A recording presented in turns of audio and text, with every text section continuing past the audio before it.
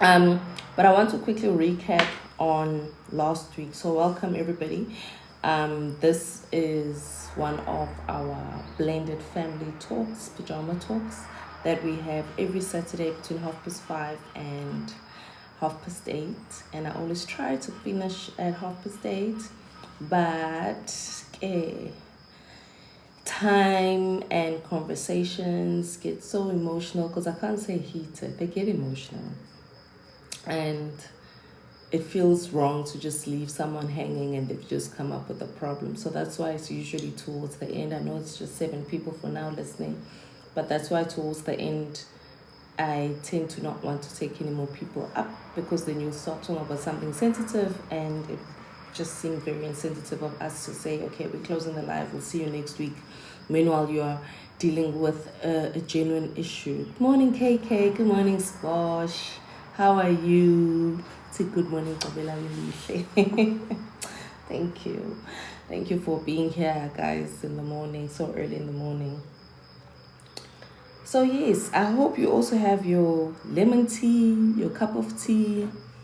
I've got my cappuccino today. I made a small cup. You see, I didn't make a big cup of tea today. I thought, let me make a small cup of cappuccino. I didn't use a machine. I did those sachet ones. So they're usually weak in a mug, but I hope you got yours. Hope you are comfortable. If you don't have it, I hope you're still comfortable in bed and able to listen to the conversation. Why is my PC doing this? Oh, my WhatsApp is connected to my laptop. Now, those prayer hours are popping up on my laptop.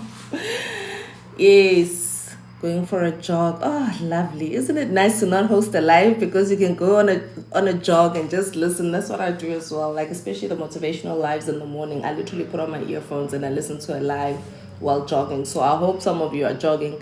But guys, I really want to just encourage you to start on your health journey now. And I would say start now. If you haven't, start now, but keep the momentum going. That's February, then you are just silent, and then you're just hiding, or you want to be under the blankets. The blankets won't give you your health. I'm not even talking about your body. They won't give you your health. And you can't buy health, unfortunately. I think we all know what Steve Jobs said before he passed on. You can have all the money in the world. Good morning, Mimi. Good morning. Good morning. You can have all the money in the world, but that money won't buy you your health. You can buy a lot of things in this world, but not your health. Yes, you can pay for other things. But anyways, so just take care of yourself. So I just want to recap on last week before I move into this week's topic. I did try to draft a summary so that, and I know that I tried to also post something after the live. I don't know whether that will be a consistent thing, because after the lives I'm so tired, but I'll try. So welcome again to those who have joined. Last week we actually talked about the emotional side of blended families, how to build trust, manage expectations, and create a sense of unity within your home. So we heard amazing stories from some of you about your journeys, which I'm not going to recap on, but if you want to have a recap on those stories, I did last week, actually immediately after I hosted the live, post it on my YouTube page, and my YouTube page is Blended Family South Africa. And I literally just have these lives there. You know, even the health live that I had with Urakadu Lerato and Umdleja as well, that is also on my YouTube page, for you to be able to just access that information, because we had a lot of useful information there where people were asking, what is this? How do I get that? So if you need that information, it's also on my YouTube page where you can access all that useful information. So we did hear amazing stories, some stories of conquering, but some stories of challenges where, you know, one individual is still dealing with her blended family challenges, you know, and those stories actually inspired others, gave others hope within their journey and how they will get through their own blended family challenges. So we also shared some tips on creating harmony despite the challenges, because the challenges will always be there. It was such a powerful session, and I'm still so inspired by the love and the vulnerability that you shared. And I say the love because, the group really, to have someone who's going to spend an hour or 30 minutes just guiding someone who's struggling, that alone is love. People could be doing anything with their time, and they decide we're going to go on this live and we're going to help this individual. We're going to help this individual who is struggling with her blended family. So I don't take things like that lightly. Because time is very precious. It's also another thing that you can't buy back. It's time. Once it's gone, it's gone. The last 30 minutes when I was busy preparing myself here and the live was already on, that time can never be brought back. That's it. So time is very precious, and people spend their time being here, advising here. So I truly appreciate that. I truly appreciate your support though as well. It's not just about those people, but also myself. I'm no expert, even though I have 40 years experience in being in a blended family, but I'm no expert because each family is different and each family's experience is different. So we cannot compare, and not one person can be able to assist or guide. Even if it's a therapist, they won't be able to. So that's why I'm so appreciative of a community, because within a community, especially this community where we have professionals, and it's not even like professionals that I said, hey, I need you here as a professional. Professionals who are consistently coming onto our live, giving advice. And then you've also got people who are sharing real life experiences on how they've conquered the journey. Please let me know if my voice is being too soft or something, because I feel like there's a bit of noise outside. So just let me know.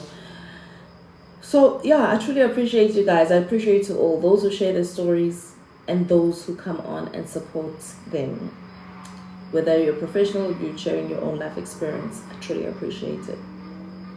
So this week, we shifted a bit. We're shifting gears this week. We're moving into the legal side of blended families. I know legal stuff can be overwhelming. We picked that up last week. It can also be really intimidating for a lot of people. A lot of people came up here and said, the legal route just doesn't work. But it's intimidating because you've also seen others fail, or you've tried and you failed yourself.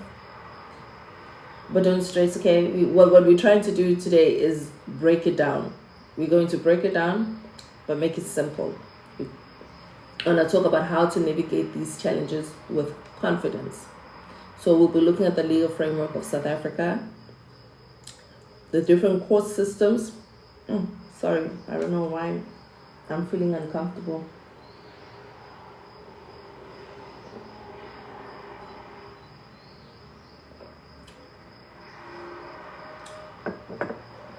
So we'll be looking at the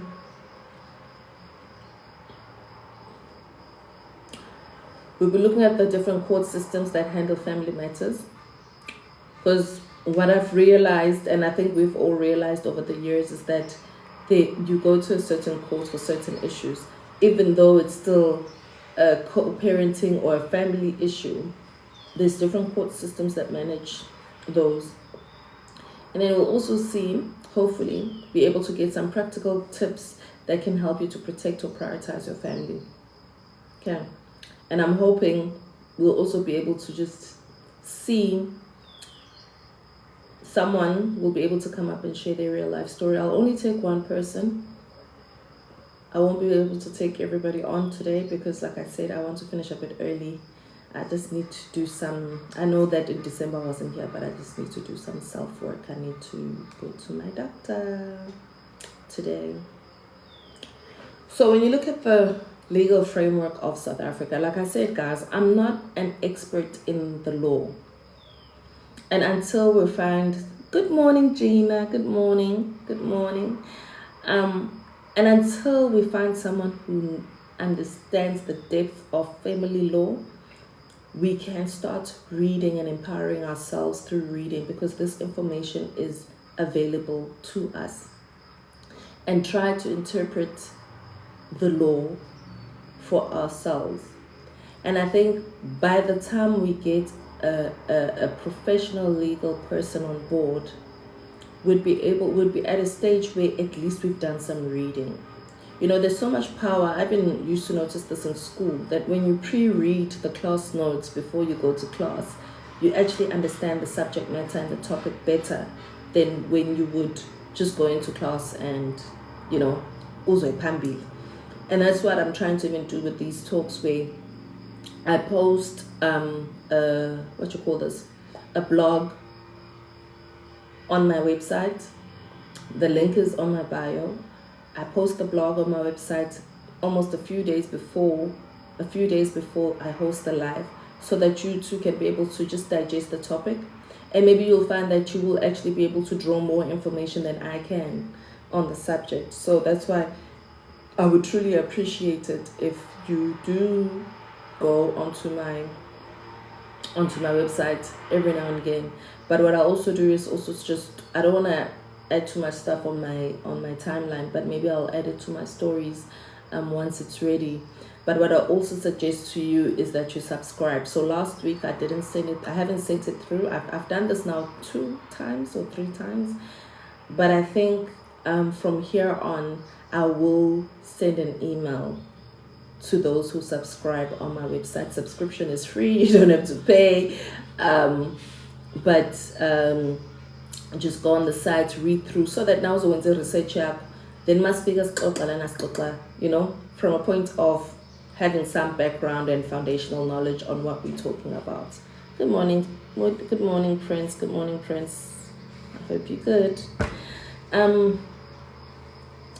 So let's start with the legal framework overview. So it's the high level. We have how many? 3 acts that govern the blended families in South Africa. And I say blended families, but it's not particularly restricted to blended families. Some of it is for co-parenting. When I say blended families, I talk about the whole structure of blended families. So I'm not just restricting it to someone is married and adopts, or someone is married with children. I'm just talking about the whole situation, because some of these could pop up in a later stage in our lives. Even if you're a single parent, you could find yourself in a blended family because your ex has decided to to get married.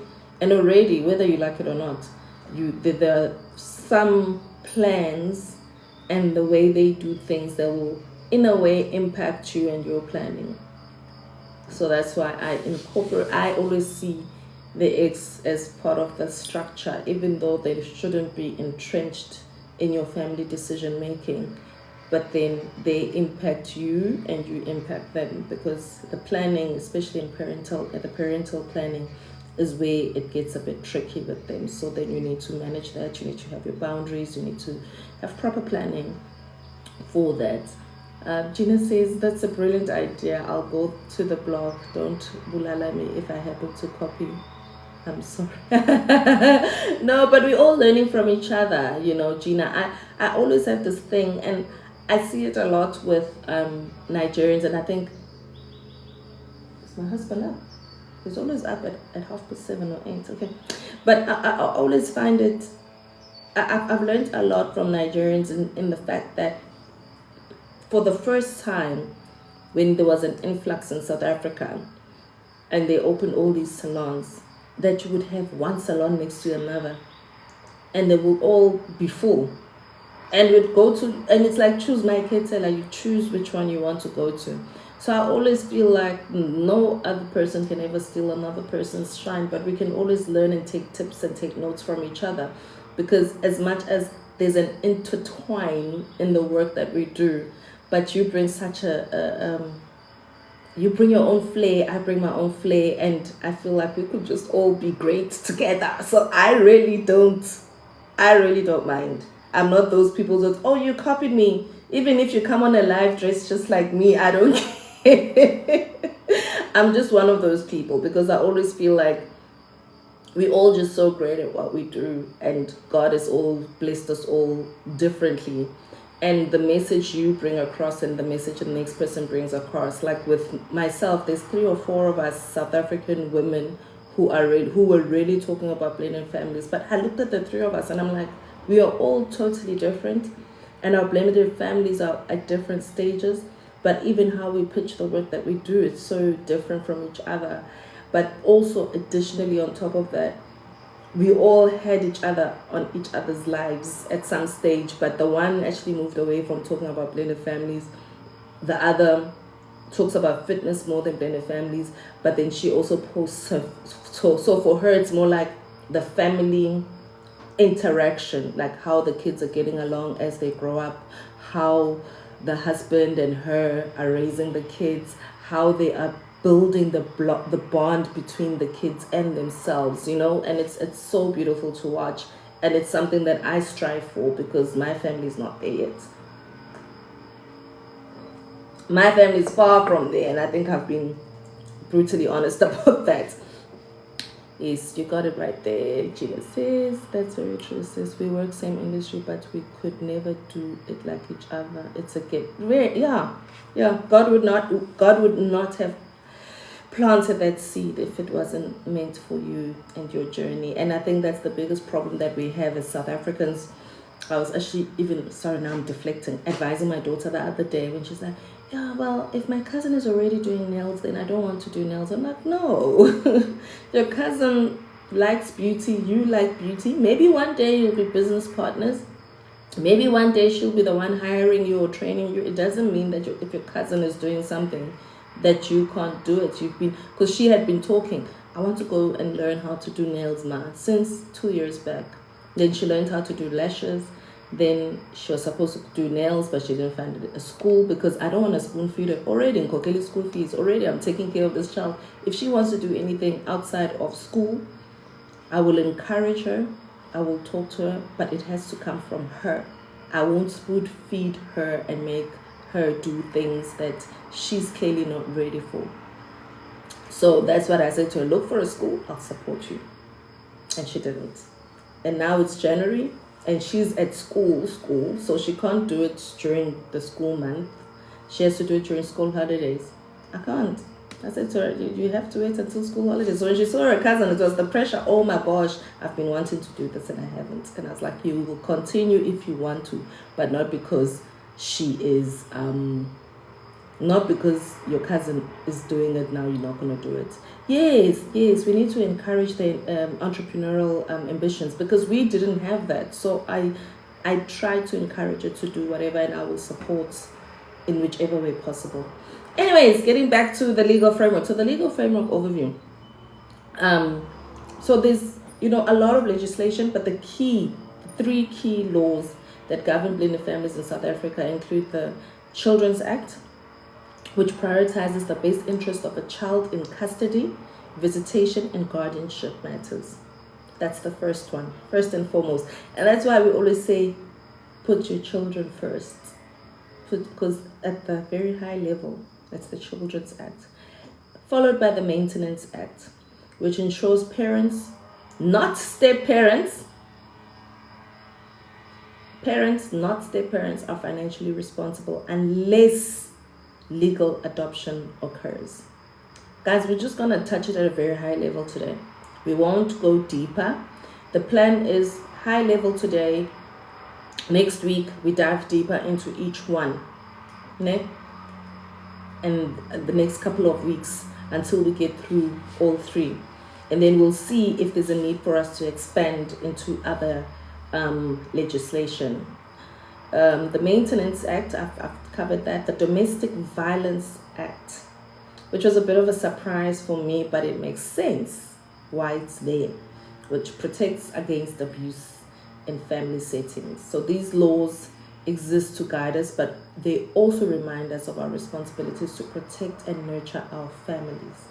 So not just our children, but our families as a whole. So which court systems do we have, and what are their roles? We have the children's court, where you go for custody and guardianship disputes. You have the maintenance court for financial obligations. You have the family advocate's office for parenting plans and co-parenting arrangements. Then you have the high court for more complex matters like adoption, and the magistrate's court for protection orders under the Domestic Violence Act. So each court system plays a specific role in making sure your family can move forward with clarity and support.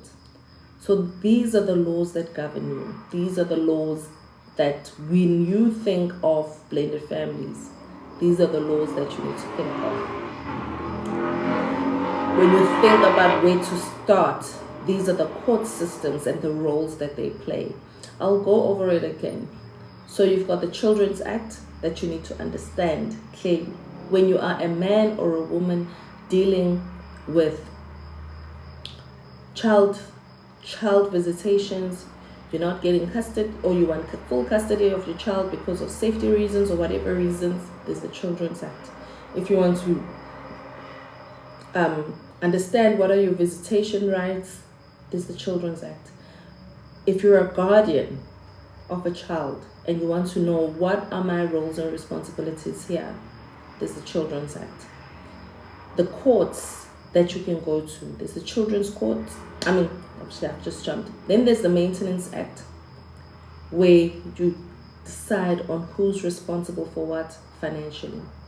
That's the first part. But secondly, with the Maintenance Act, it's when it gives you an understanding of what your roles and responsibilities are in terms of maintaining the child. Because what is usually the misconception around child maintenance is that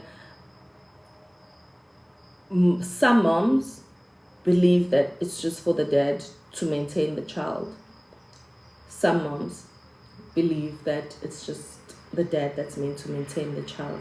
Unless if that man has been exposed to a woman who is hardworking and earning her own money, then you'll find that those men will also believe that these women should be then the ones that are fully responsible for maintaining the child, which is a bit flawed. Both parents are. And there's also this thing of thinking because you are unemployed, that you are not responsible financially for that child, but you are encouraged by the social workers and the system to get a job.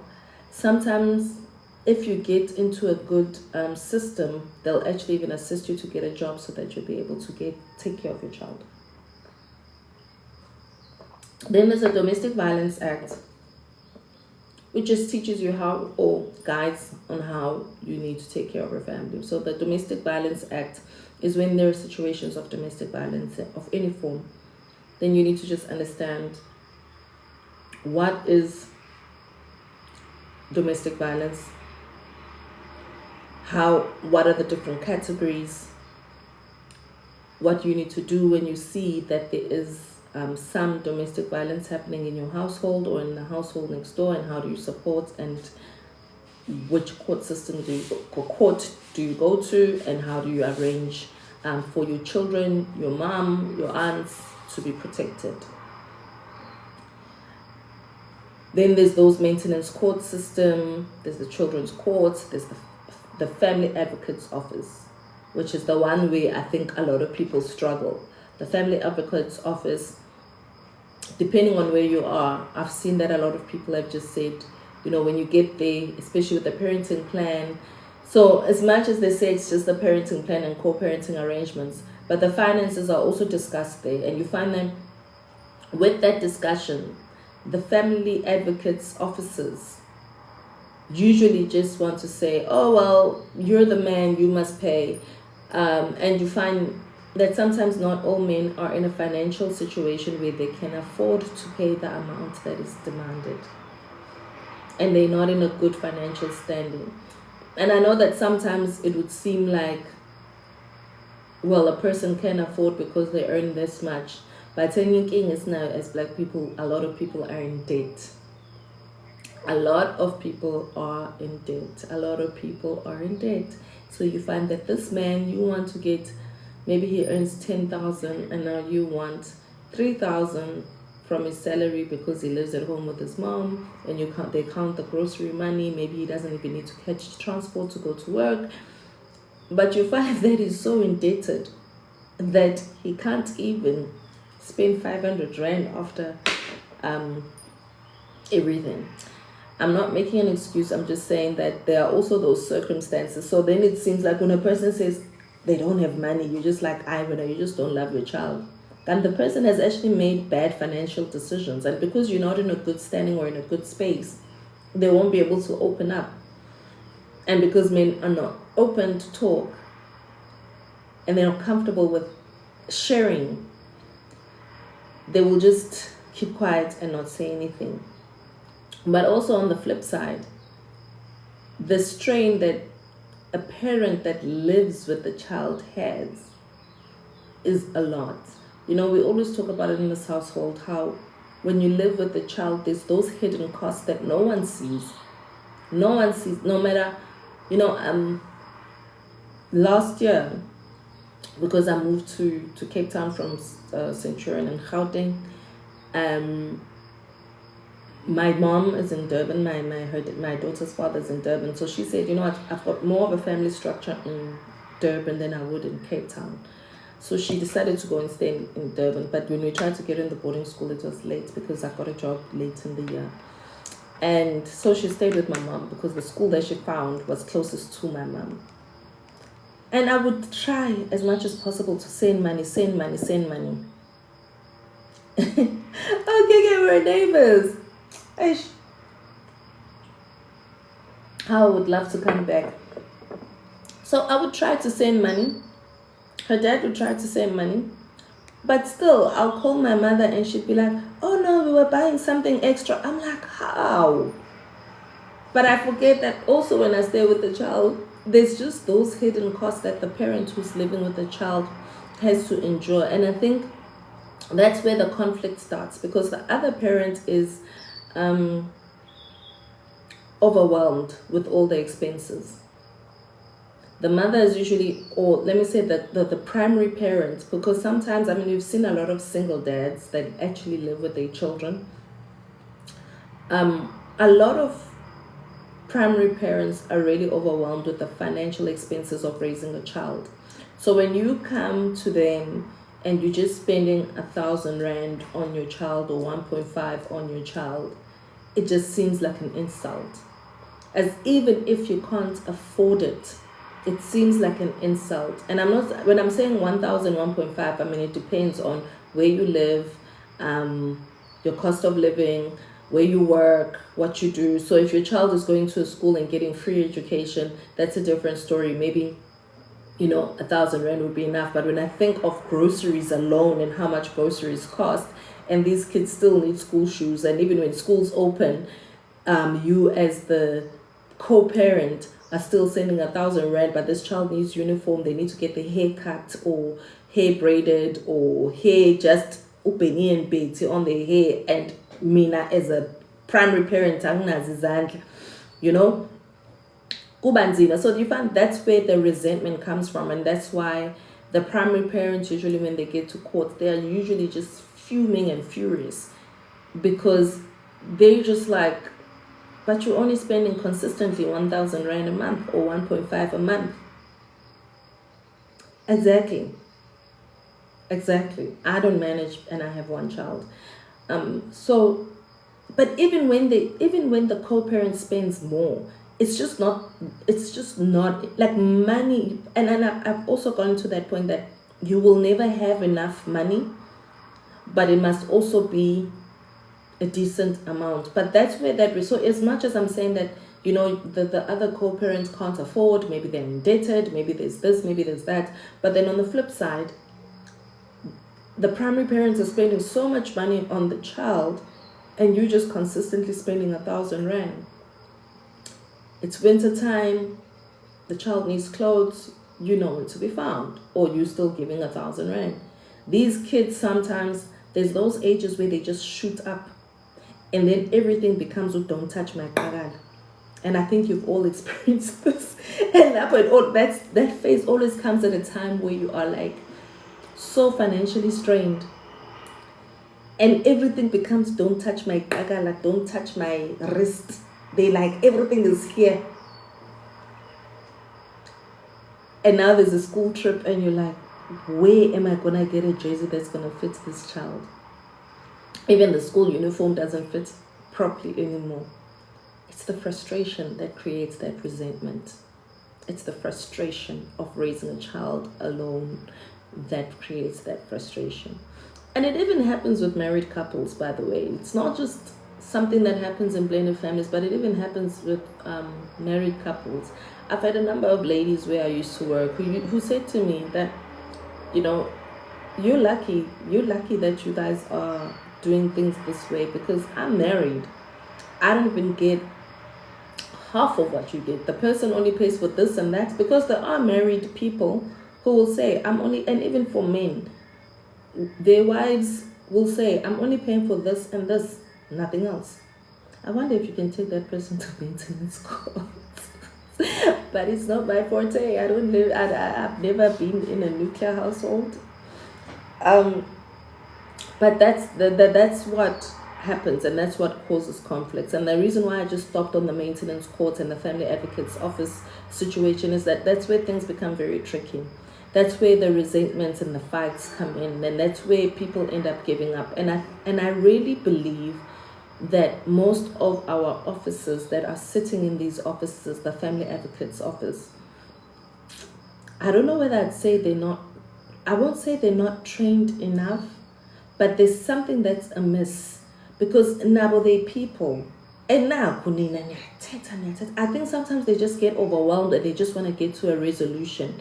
So you'll find that maybe the softer, more understanding person will get the worst end of the stick than the person who is more vocal, louder, more dramatic. So they will then just try to calm down the noise by giving the loudest person what they want, which ends up being unfair, which ends up leading to the other parent, not that they're weaker, but they're calm, to just give up and say, well, the court system doesn't work. But I think those guys are a bit overwhelmed. I want to read my cause. Ooh. The physical appearance also matters. Making lunch, homework, discipline, not only money matters. Yes, that's absolutely true. That's absolutely true. And those are the biggest fights that we see in maintenance courts. Even when we see it here, the money factor is the only thing that keeps men from seeing their children. Because I'm not saying, but it's usually like that. You know, I'm trying to be politically correct, but in most cases, it's men trying to get access to their children, and it's women saying, you're not paying enough maintenance court, so why do you deserve to see this child?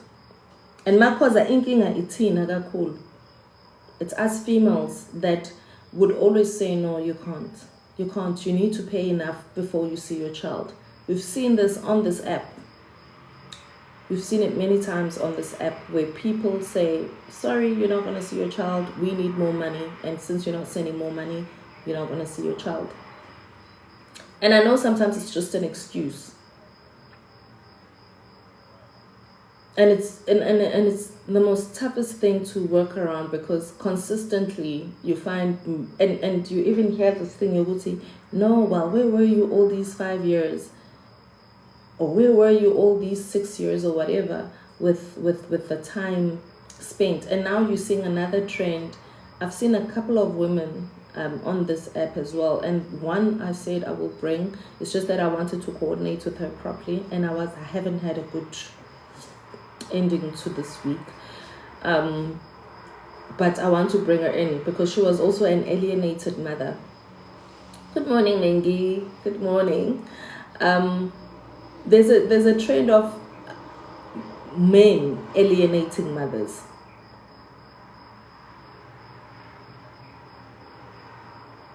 Oh, Nkosi yami Makhoza. Zizohlangana sis. Zizohlangana. Yeah, both parties need to be held accountable for raising a child. That is true, KK. And you find that a lot of times raising a child just sits with the woman. And I think that resentment that women have is that men just sometimes seem like they're coming and going as they please. But I think it's because some of them think, oh, well, we've already broken up. I don't need to deal with arguing and fighting with you. But you do until the situation is resolved. Oh, that's weird.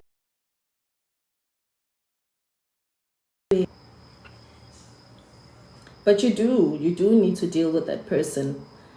Men, you do need to deal with that person until the situation is resolved. Sometimes baba nalento ukuthi sesahlukana kudala manje sefale ngiqala phansi ngidile nama emotions akhe kanti why did I leave? So they'll give up and go away and then come back again because they miss their child. Then their ego gets in the way. Then they go, then they come back. That's the psychology that I've seen behind that. That's what I've seen behind all of this. It's just a push and pull. I think when it comes to co-parenting, most times when the journey is not, it's not easy. You find that there's mistakes that both sides are making, but it's because one person is being difficult. But on the other hand, you as the person who's dealing with this difficult person are also just like, oh well, your ego also gets in the way. And then the co-parenting relationship becomes complex. So I'll just give some examples of 3 examples that I've seen that I've seen of the court system that have either worked out or not worked out. So there's a stepmother recently won visitation rights after her divorce because the court recognized her strong bond with the child.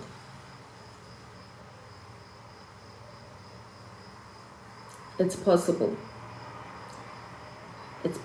But situations like that, they require more money. I think there's even some lady who was sharing here on TikTok. It was a post of, these house issues. But because I think the family had money, they also took it to high court. And they were able to win the case. But that's a different story. I'm not even going to delve into that. So if you do go to high court, these things that seem impossible can be possible. But you have to have money for the lawyers. And most of us black folk, we don't have that extra cash. You have to have money for the lawyers. You have to money to pay for the high courts because I think you have to pay there as well. So it's not that easy. But a step parent will have certain rights. Like she was just asking for visitation rights because she had built a strong bond with the child and she wanted to continue with that relationship. And I guess after the divorce, then she was alienated because probably the question was, it's not your child. So after raising this child probably for 15 years or 20 years, but now so it's not your child. And then in another case, it involved a father who posted this on Twitter, who was reminded by the maintenance court that his obligation to his biological children came first, even with a new family. And that's what usually happens. People get new families and they forget about their children. But do they really forget about their children? Or is it a matter of trying to focus on the new family because the other situation is just so complex that you're like, oh well, now I'm going to focus on what I have. I'm not going to try and go and fight somebody. The fighting is just too much and they run away, and then it seems like they're just focusing on that. But deep down inside, and I'm talking from the perspective of last week's live where one lady did share that her husband actually even said to her, if you can bring my kids back, I'll be happy. But so long as my kids are not back, forget about me going to work. The gentleman was not even going to work anymore. 3 days depressed because it had been 3 months he hadn't seen his children. He wasn't talking, he was barely eating. And that's the misconception that we have, that when men turn away, it's like they're turning away and they don't want to. Meanwhile, they are actually dying inside. I really wish there was a way we could... Guys, like the live, please. Why do I have to beg you guys to like the live? Oh no. Please like the live, tap. I've been here since 6 o'clock, 45 minutes. Please tap. Tap, gift if you can. I know it's January. Comment, please, if you can. Share your story on the chats if you can, just so that it seems like the live is living. Otherwise, TikTok is going to shut it down. And then finally, there was a mother who used the Domestic Violence Act to protect her family after her ex-husband harassed her new partner. Do we not see this all the time? And that's the thing. When you talk about the dynamics of blended families, and you talk about the realities of one gender and the realities of the other gender, it always seems like you're picking sides. But that's the thing. What men do is that, generally, not all of them, I've seen a situation where a woman has also come to a guy's house and caused chaos. It was actually here on my live last year. I remember I was actually doing a get ready with me while I go to the gym. I ended up sitting in the car for like a good 30 minutes. And that lady was like, the biological mom came to her house, caused havoc. But that's what generally men do. The court sent police to warn her if she does again. They told her she would go to prison. Sure. Guys. And that's what happens. That's what happens. Yo, guys, that's why I always say we're dealing with a lot. And if you aren't, you are lucky, because some people have found synergy and some people have chosen to avoid certain things. There are certain things that you'll see when you're in a blended family. You're like, I want to relay nonsense. This is nonsense. But you just watch and it's in Lando.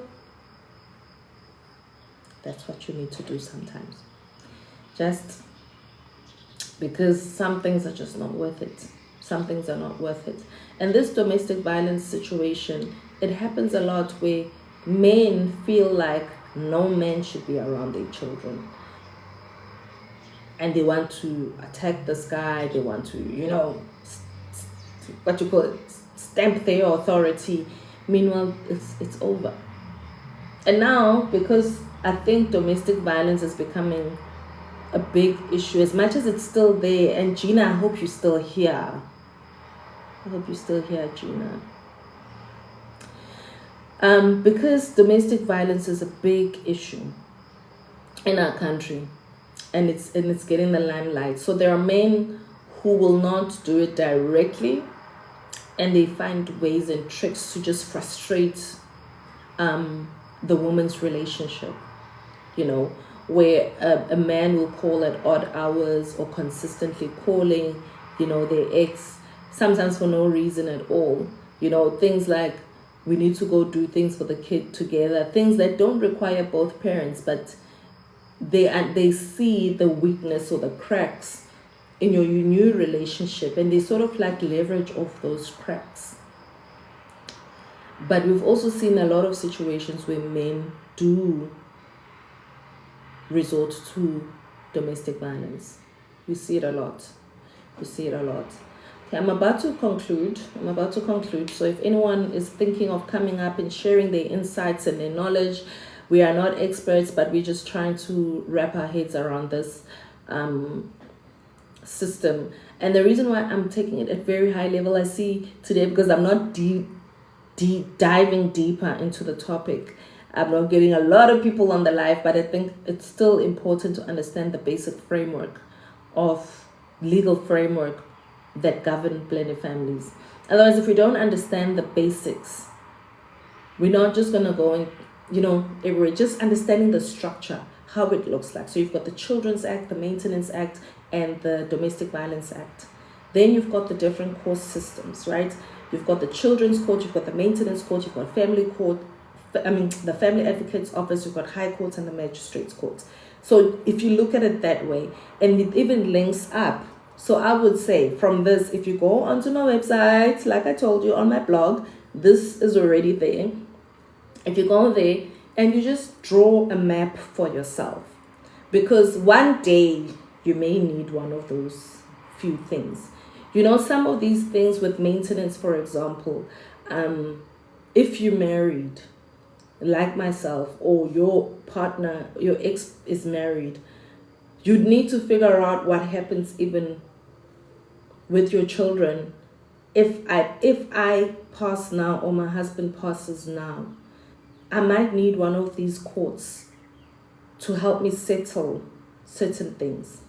Or a lawyer, if he has a will. If he doesn't, if it's not the courts, I would need to understand some of these acts in terms of how to make sure that all his children are fairly taken care of. And it's not all people who think that way, because everybody must be fairly taken care of. There are people who just want to take away from the children, or children who want to take away from the wife or the husband because they feel like it's their mom, it's their dad, and they should be taking everything. So we say, let's all go to court and fight for our kids and selfish partners. Giving up is not a solution. Hey, Serbia, that is so true. I think there's a lot of people that need that encouragement. There's a lot of people that need to be encouraged to just go for it. Abantu abaningi bayebalekela court. Abantu abaningi, they get the first no and they give up. Abantu abaningi, they go to the court 2 or 3 times and they give up.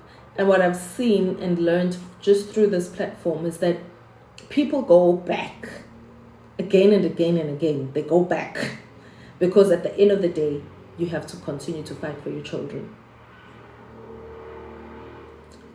Okay, so there are a few tips that you can, that I wanted to share with you, and I think I've shared them throughout this session, but I had also summarized them for you so that you can just have,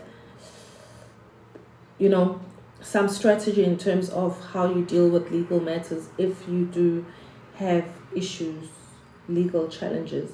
And this is just high level. It's not like deep. It's not deep tips as what that you start with the lawyers and it's just how do you make sure that you are centered. How do you make sure that you're okay? Because that's the first and most important thing, is that you need to be in the right state of mind for you to be able to deal with these matters. So you need to know your rights. Like I said, that's why I'm here today. That's why I've done this bit of work for us to understand what are our rights. We need to familiarize ourselves with the law that affects our families. Understanding where we are. If you need the legal system. If you don't, then that's okay. But if you do, understand the law. Familiarize yourself with the law, please. It's very important. Number 2, prioritize the children's best interests. Please. It's not about you. It's not about what you want. It's not about how you feel. It's about these children that you have brought to this world. You need to prioritize them. Always put their emotions and physical well-being first before your own. And when I say before your own, I mean you've chosen to get a divorce or to break up for your own mental, physical, emotional well-being. So you've done that. You've chosen yourself. But how do you make sure that they're okay too? It's not just about you. It's not about your pain only. Yes, you're in pain, but they're also in pain.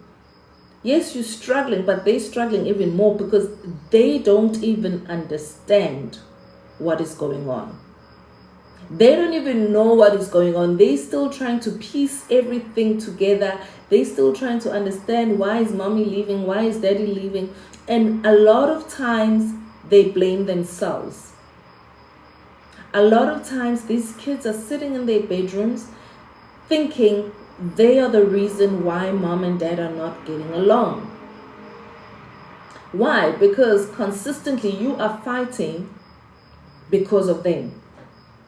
And you make it clear that you are fighting because of the child. That child translates those fights as in, I am the reason why they're fighting. It is my fault that they are fighting. And they end up sometimes saying, no, mom, it's okay. It's okay, don't worry about it.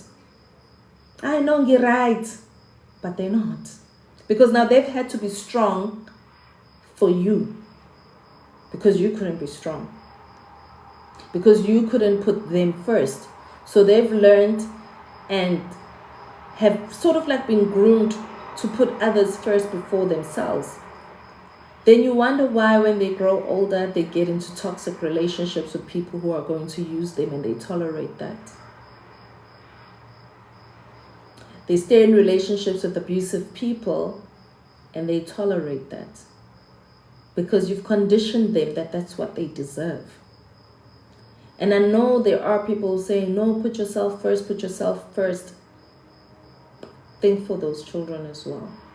And when I say, I'm not saying don't put yourself, I'm not saying, no, the first thing I said, take care of your well-being. But when you're doing that, consider that there's a young, fragile mind, soul, spirit that still needs to be nurtured, that shouldn't be neglected. And sometimes we don't see it. We don't see how much we impact our children. We don't. And I want to put emphasis on this. We don't see it because our children, because they lack that understanding and they're trying to figure things out and they're trying to map things out in their minds and their hearts, they sometimes quiet and you think they're okay and they'll smile and you think they're okay, they are dying inside.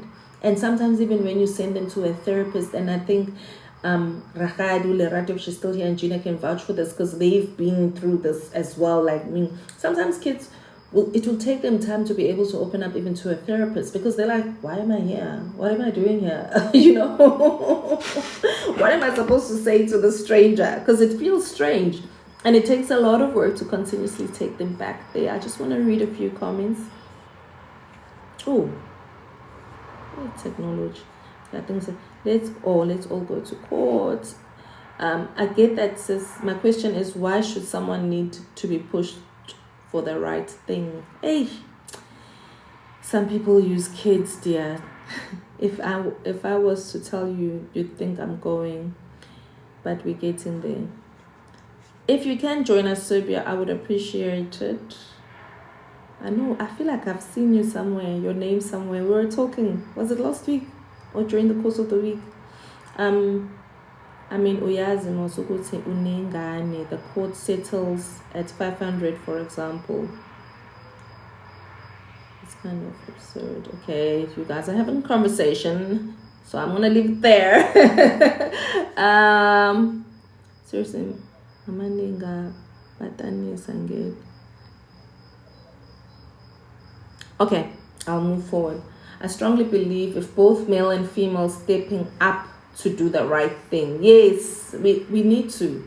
We need to, because there's trends that, and I'm gonna bring you up just now, maybe 7:05, I'll bring you up. I don't know, I'm not sure, someone has requested I'll bring you up just after 7. There are certain trends, and we tend to be in denial when people spell it out and say it as is.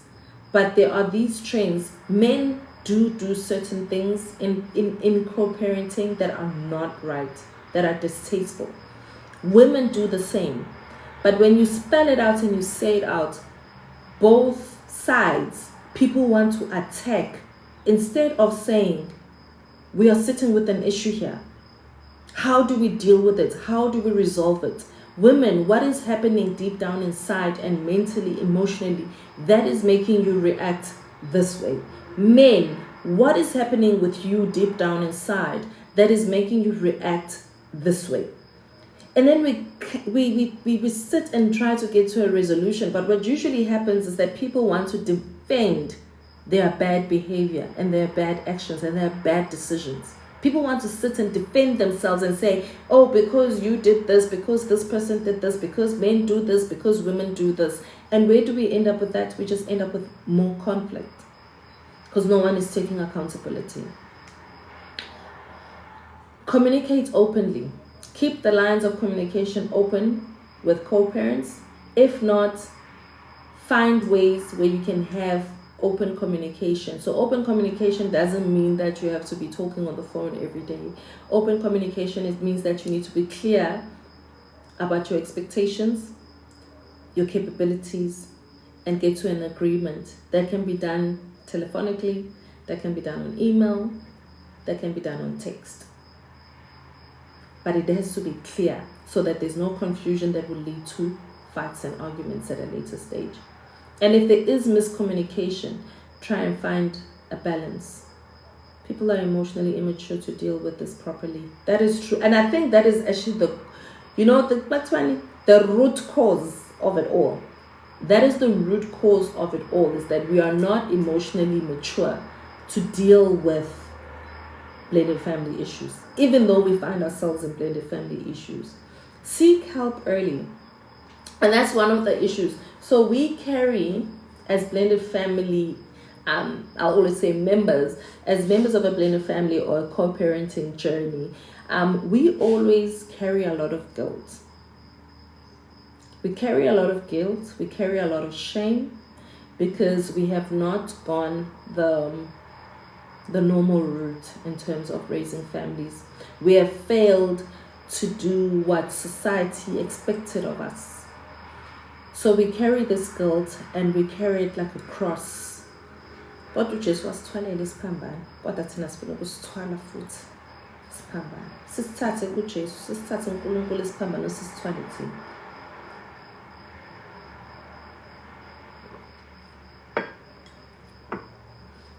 We carry that cross yokuthi we failed, and we think we failed. We failed to keep our families together. And because of that guilt, we don't seek help. We walk around with a facade that I'm strong, I've got it together. And we keep on saying, Guti, it's the other person's fault, and we point fingers. It's his fault, it's her fault, we end up with that. And then we, we are, and we are so aggressive. And we show people, no, I don't need him, I don't need her. Ngiyakwazi mina ukuyimela ngedwa ngidingi nje indoda ezongikhulisela umntwana yena ufunana emalini yami mina yenze ngifake imali ingane he. Long stories khulunywa. But deep down inside we are hurting, and that's why we say all those things, because we are hurting, because we are struggling, because we don't have it together. We don't seek help. Instead, we want to block people, we want to block things, we want to. And what I would suggest there is that we need to escalate the situation. If there's an issue and you've tried this way, try another way. Get a mediator, get a family member, sit down and talk. If that doesn't work, get some sort of expert early. Go to the court system. If you can't afford a lawyer, get a family lawyer. Get a family psychologist or therapist as well, because I think they've dealt with different types of these dynamics, and they've seen a lot of variabilities to the situation, that they are able to take whatever it is that is happening and say and guide you, even if they don't truly understand the law, because they are therapists, but they can also guide you mentally, emotionally, how do you deal with it. And maybe they can even be able to tell you where to start, because I'm sure social workers and um, family therapists do have this information at their disposal. And I say this because if there is a case of like domestic violence, they are meant to report it. So there is a level of law law that they need to understand. Because in all our careers, we need to understand. I mean, all of us here are probably working in an industry or another, and in each industry, there's laws and regulations that regulates that industry, and you need to understand that. So I think this is directly linked to their space, and they should have a certain level of understanding. And if they don't, then at least they can give you some form of therapy. And my last point is therapy. So consider therapy. Because blending families, we know it's not easy. It's not easy. It's not an easy journey. But therapy can come in different forms because it doesn't always work the same way for people. We don't always get the same results. Some people, so when they block it, they don't want to because some people see therapy as now you're saying it as if there's something wrong with me or there's something wrong with us or there's something wrong. There's nothing wrong. Meanwhile, it's not that. It's just a way of guiding the family how to emotionally deal with the situation, mentally deal with the situation, how to not be destructive while you are separating. Separation doesn't mean destruction. You can separate in a clean line without hurting anybody. Just having a clean line of separation, and we don't hurt each other, and we understand that it's okay for people to not want you anymore and to want to move on, right? So now it's your turn. If you have questions, you can drop the questions in the comments. You can drop your points of discussion in the comments like you have. But if you want to come up, you can come up. I've got 2 requests. And just also understanding that even if you decide to come up, no insight, no question is silly because we are dealing with these things. And I just want to urge everybody on the platform with us here today to just take it that way, that people are dealing with different things. So let's not be judgy in our responses, but let's be constructive in our criticism and not make other people feel bad because they are dealing with situations. Some of their decision making may not be the best, but let's show them in a way that doesn't make them feel like they need to move away from us, but they want to come back again and help the next person because we need to pass it forward. Sanbonani, good morning.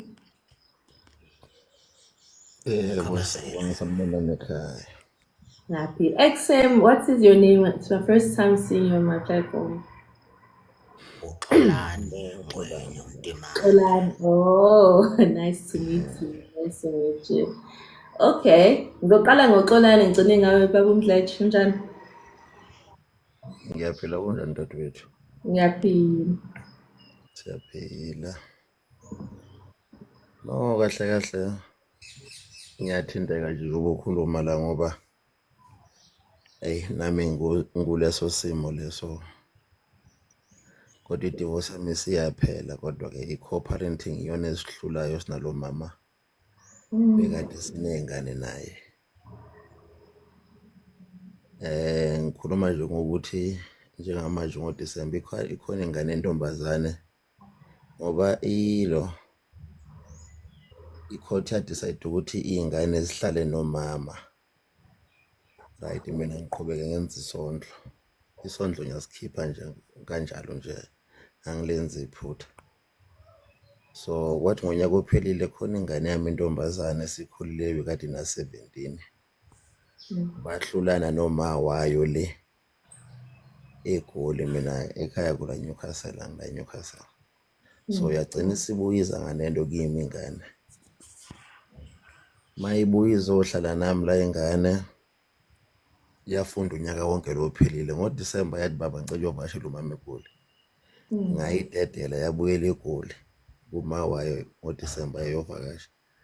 Manje ngoJanuwari makumele ibuye ize ngapha ibuye ize la kubaba wayo futhi izoqhubeka nesikolo. Uma wayo wadecide ukuthi ayithatha imukise kubo. and of which le kukhona ugogo lapho la le kulokho njani kuma wayo yena uselele eGoli nalabo abanye abantwana nami ngingedwa ngapha usithatha lengane le bihlala nami uyimukisa le akakhulumi nokukhuluma nami manje ngikhuluma ukuthi ingane ayiyanga nasesikolweni isikhulu uniform sayo sila ama reports konke kula ingane ayiye esikolweni ngizama ukumfonela kangikhulumisi nokungikhulumisa so it's a tough one kagogo ikuphi kukhona la eNewcastle ngapha kohudula kwezinye indawo zasemakhaya. So would you not be able to ukuthi uyomlanda kagogo Ngizoya khona impela namhlanje, that's what I have engiyitshele kona ukuthi ngizoya khona nje namhlanje. and if that doesn't work also ukuthi nje inkinga ngale court system you have to go to the court that is near where umntwana ehlala khona but now uyazi court enayisebenzisa eqaleni because it's also one thing that we've been discussing a lot which if you go back bazomnikeza i-warning ukuthi she's breaching i-parenting plan because if ine-parenting plan and umntwana uhlala nawe manje then you guys need to either go and review i-parenting plan or report ukuthi she's not following i-parenting plan if umntwana engafuni and nakhona if umntwana engani nasesikoleni that is actually even worse. So you have a case there when it comes to that. Bazomsendela i-warning. I think it's 2 or 3 warnings I told her, and then at the third chance, the person it's actually not good for the mom. But I would suggest at least you've given it a week. Okay, Wednesday to Friday. At least it's half a week of school. But umntwana mele abuye ekhaya azofunda. Ngoba if engafundi umuntu ona-17 usemdala futhi lo muntu ka-grade 11 or 12 those are critical stages zesikole actually even the first 3 days benza into ey'ningi esikoleni. Wekhavazela uvumelekile yini ukuthi ayegogo athathe umntwana from ugogo? So what I've learned even nakudala nami ngaba naleyo disagreement nomuntu and I was like if a person doesn't want to do this then, and luckily at that time I had a friend that I just met la ngihlala khona kwi-complex ngimxoxela kanti he's a lawyer wathi kumina no, the parent who's closest to the child has more rights than the grandmother legally. Because umntwana uhlala nawe so uyomlanda awuyikuyona angithi uyomlanda ngoba uhlala nawe. So uyomlanda kagogo ukuthi hamba esikoleni nomndeni. And when njengoba closest you are the parent that is responsible for that child ngoba wena oseduzane. Ukwabuza isizathu wemtimandi ukuthi wenzakalani mhlawumbe mangabuza umkhuluma noma wengane akayibambi ifoni. Ya no kakhulumi nami isikhathi esiningi lokho njana Mdleje. Ngoba manje they are preaching a right to education as well now ulo iBella Act, the Education Act. Umtimande Khabazela une case yabo strong njoba usho kanje. I think it should be 3 warnings before i-court ithathe isinqumo if ingaphazami kodwa njoba esho uKhabazela uqala ugogo uye khona ebese umthetho angithi uzofuna i-evidence yalento eshoyo. Ingane ivumelekile ukuba khona lapho? Ingane kusho ukuthi ngonyaka ophelile lengane baphambana Mdleje nolokhu njalo noma wayo ingane wase wayithumela ngayithola mina lengane isela eNewcastle ebusuku isingifonela sithi baba ngicela uzongilanda isiswele i-transport ngabo 8 wathi inhlanhla leyo ngisedolobheni ngasheshe ngayithatha ngabuya nayo ke la endlini. Kusho ukuthi babekade sebekhulumile ukuthi wena hamba ufunda le, hamba kugogo uyofunda khona. ingane yayikade izala ingazile kumina, yayiya kugogo kodwa ingaziswa ngalutho mina. Oh. Ngase mina ngathatha isinqumo ngathi cha, ngisaphila nje mntana minyaka uzuhamba uyohlala nogogo kwazi ukuthi usuyintandane. It's either uhlala noma wakho noma uzohlala nami la ngoba nakho nekhaya la nali ikhaya lakini la asambe ngamlanda ngahlala naye la awaba happy phela unyaka wonke sahlala kahle naye. No, you're the rightful parent. So when Yeah, definitely. ugogo akana right over umntwana. Mina, that's what the guy told me. What mina nangathi mina, I don't wanna lie to you. At that time ngangithi I think ngaba nenhlanhla mina ngoba nganginabantu aba around mina babe mase kuvuka leyo nto leyo. I would always have someone ozongehlisa uma because that guy, I was ready to go to court. And that guy said to me, first things first, this guy is already doing more than what other men are doing for the kids in terms of finances. Secondly, Joburg, because at that time I think I had moved a lot. I had just moved to Joburg, and umntwana wayesaseThekwini esezoqeda the last few months esikoleni.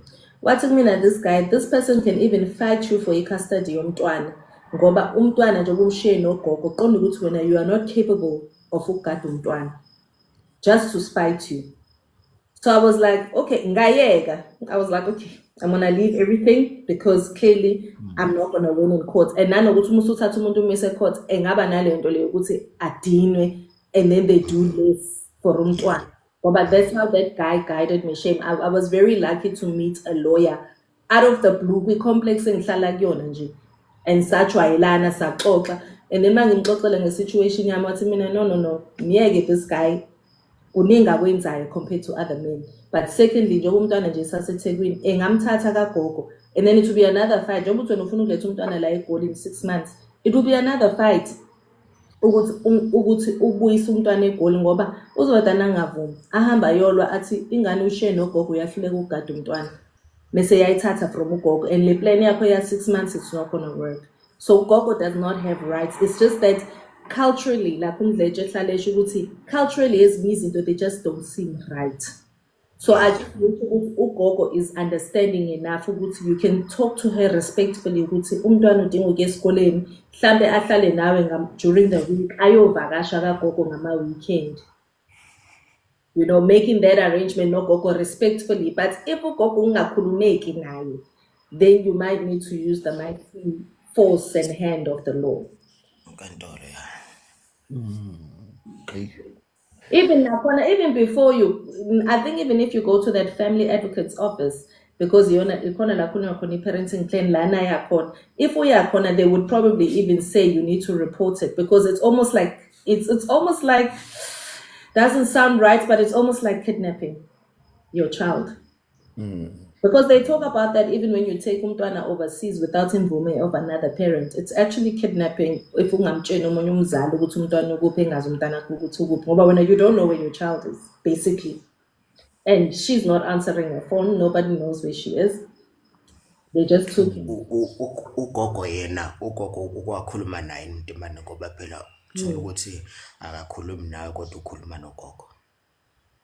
Ugogo bengakakhulumi naye, instead ngeke ngakhuluma nodadewabo khona omunye bekade engicelile ukuthi ngize ngizobabona, kwasho ukuthi bengingekho nami ngisempumalanga ngaleso sikhathi leso. Mangifika ntambama ngithi ngizokhuluma nabo ke hayi abasayibamba kasekho bamba ifoni, ngagcina ngingasakwazanga ukuthi ngixhumane nabo. Kodwa kuthe mangabe ngisedolobheni ngoba nyamazi la asebenza khona udadewabo, ngandlula ngayombona ngathi ikuphi ingane, wathi ingane ngathi le khabo mawayo ngithole leyo report kuye ngoba lona angikwazi ukukhuluma naye, lona esidivorce naye. Okay, into enenza ningakhulumi yini, into ekade ikhona noma mhlawumbe into eqale nje recently? Into sekade yaqala yona ukuthi angikhulumise, usually noma kuthiwa Yolanda ingane ngiyaye ngibhale nje lokho njani eWhatsApp ngoba akafuni ukukhuluma nami direct. Uma ngabe lento yokuthi ingane ingaya esikoleni iqale nini? Iqala manje kulonyaka, bekumele nje kulonyaka kube sesikoleni. ngoba No, ngathi ufuna ukuqala mhlambe la. Okay, umbuzo mhlambe wami. ngoDisemba uyovakashela uma wayo uma ecela ukuba ngicela uyovakashela umama ngathi hamba mntanami ngoba ngeke ngikwazi Umbuzo ukuthi ukuthi ngiqambe.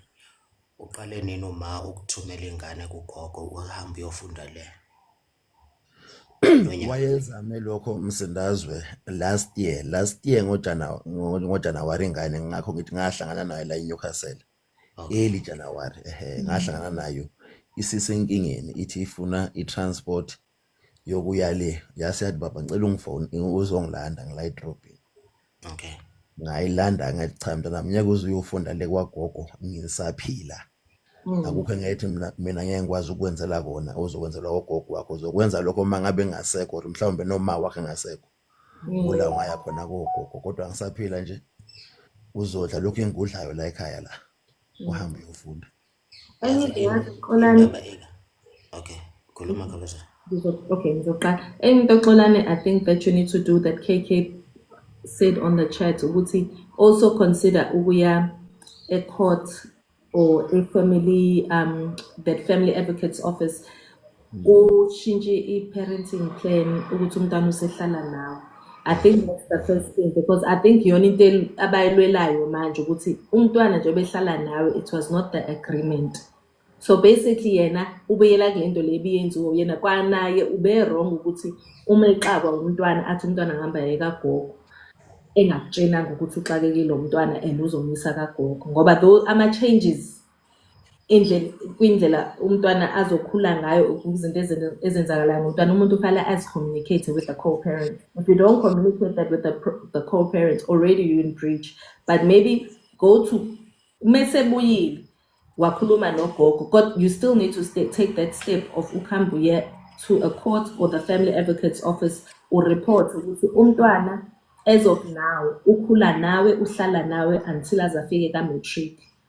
I think it's important because nobabili wrong nobabili in that yena bethatha umntwana emisa kagogo without telling you, but now ukuhlala nomntwana in this year, yes, you're the rightful parent, but I think there was meant to be a communication ukuthi njengoba lo mntwana umletha ngapha kugogo sengizohlala naye as much as ukhulumile nomntwana, but there was meant to be even i-WhatsApp ezosho njalo to uma wakhe.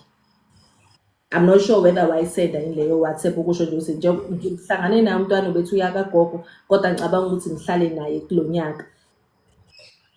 Yazi Yebo. Khabazela ikanje ne. Njoba esho ukuthi usisa akakhulumi naye akamphendule ama messages. Kodwa lapho ke Ntimande abuya abe right futhi uKhabazela ngoba inkantolo ayikubheki lokho. Inkantolo ibheka i-judgment that was set, i-initial judgment ukuthi akuwena ohlala nengane, yabo. Isizathu esenze ngibuza ukuthi yonke le nkulumo yakho iqale nini story.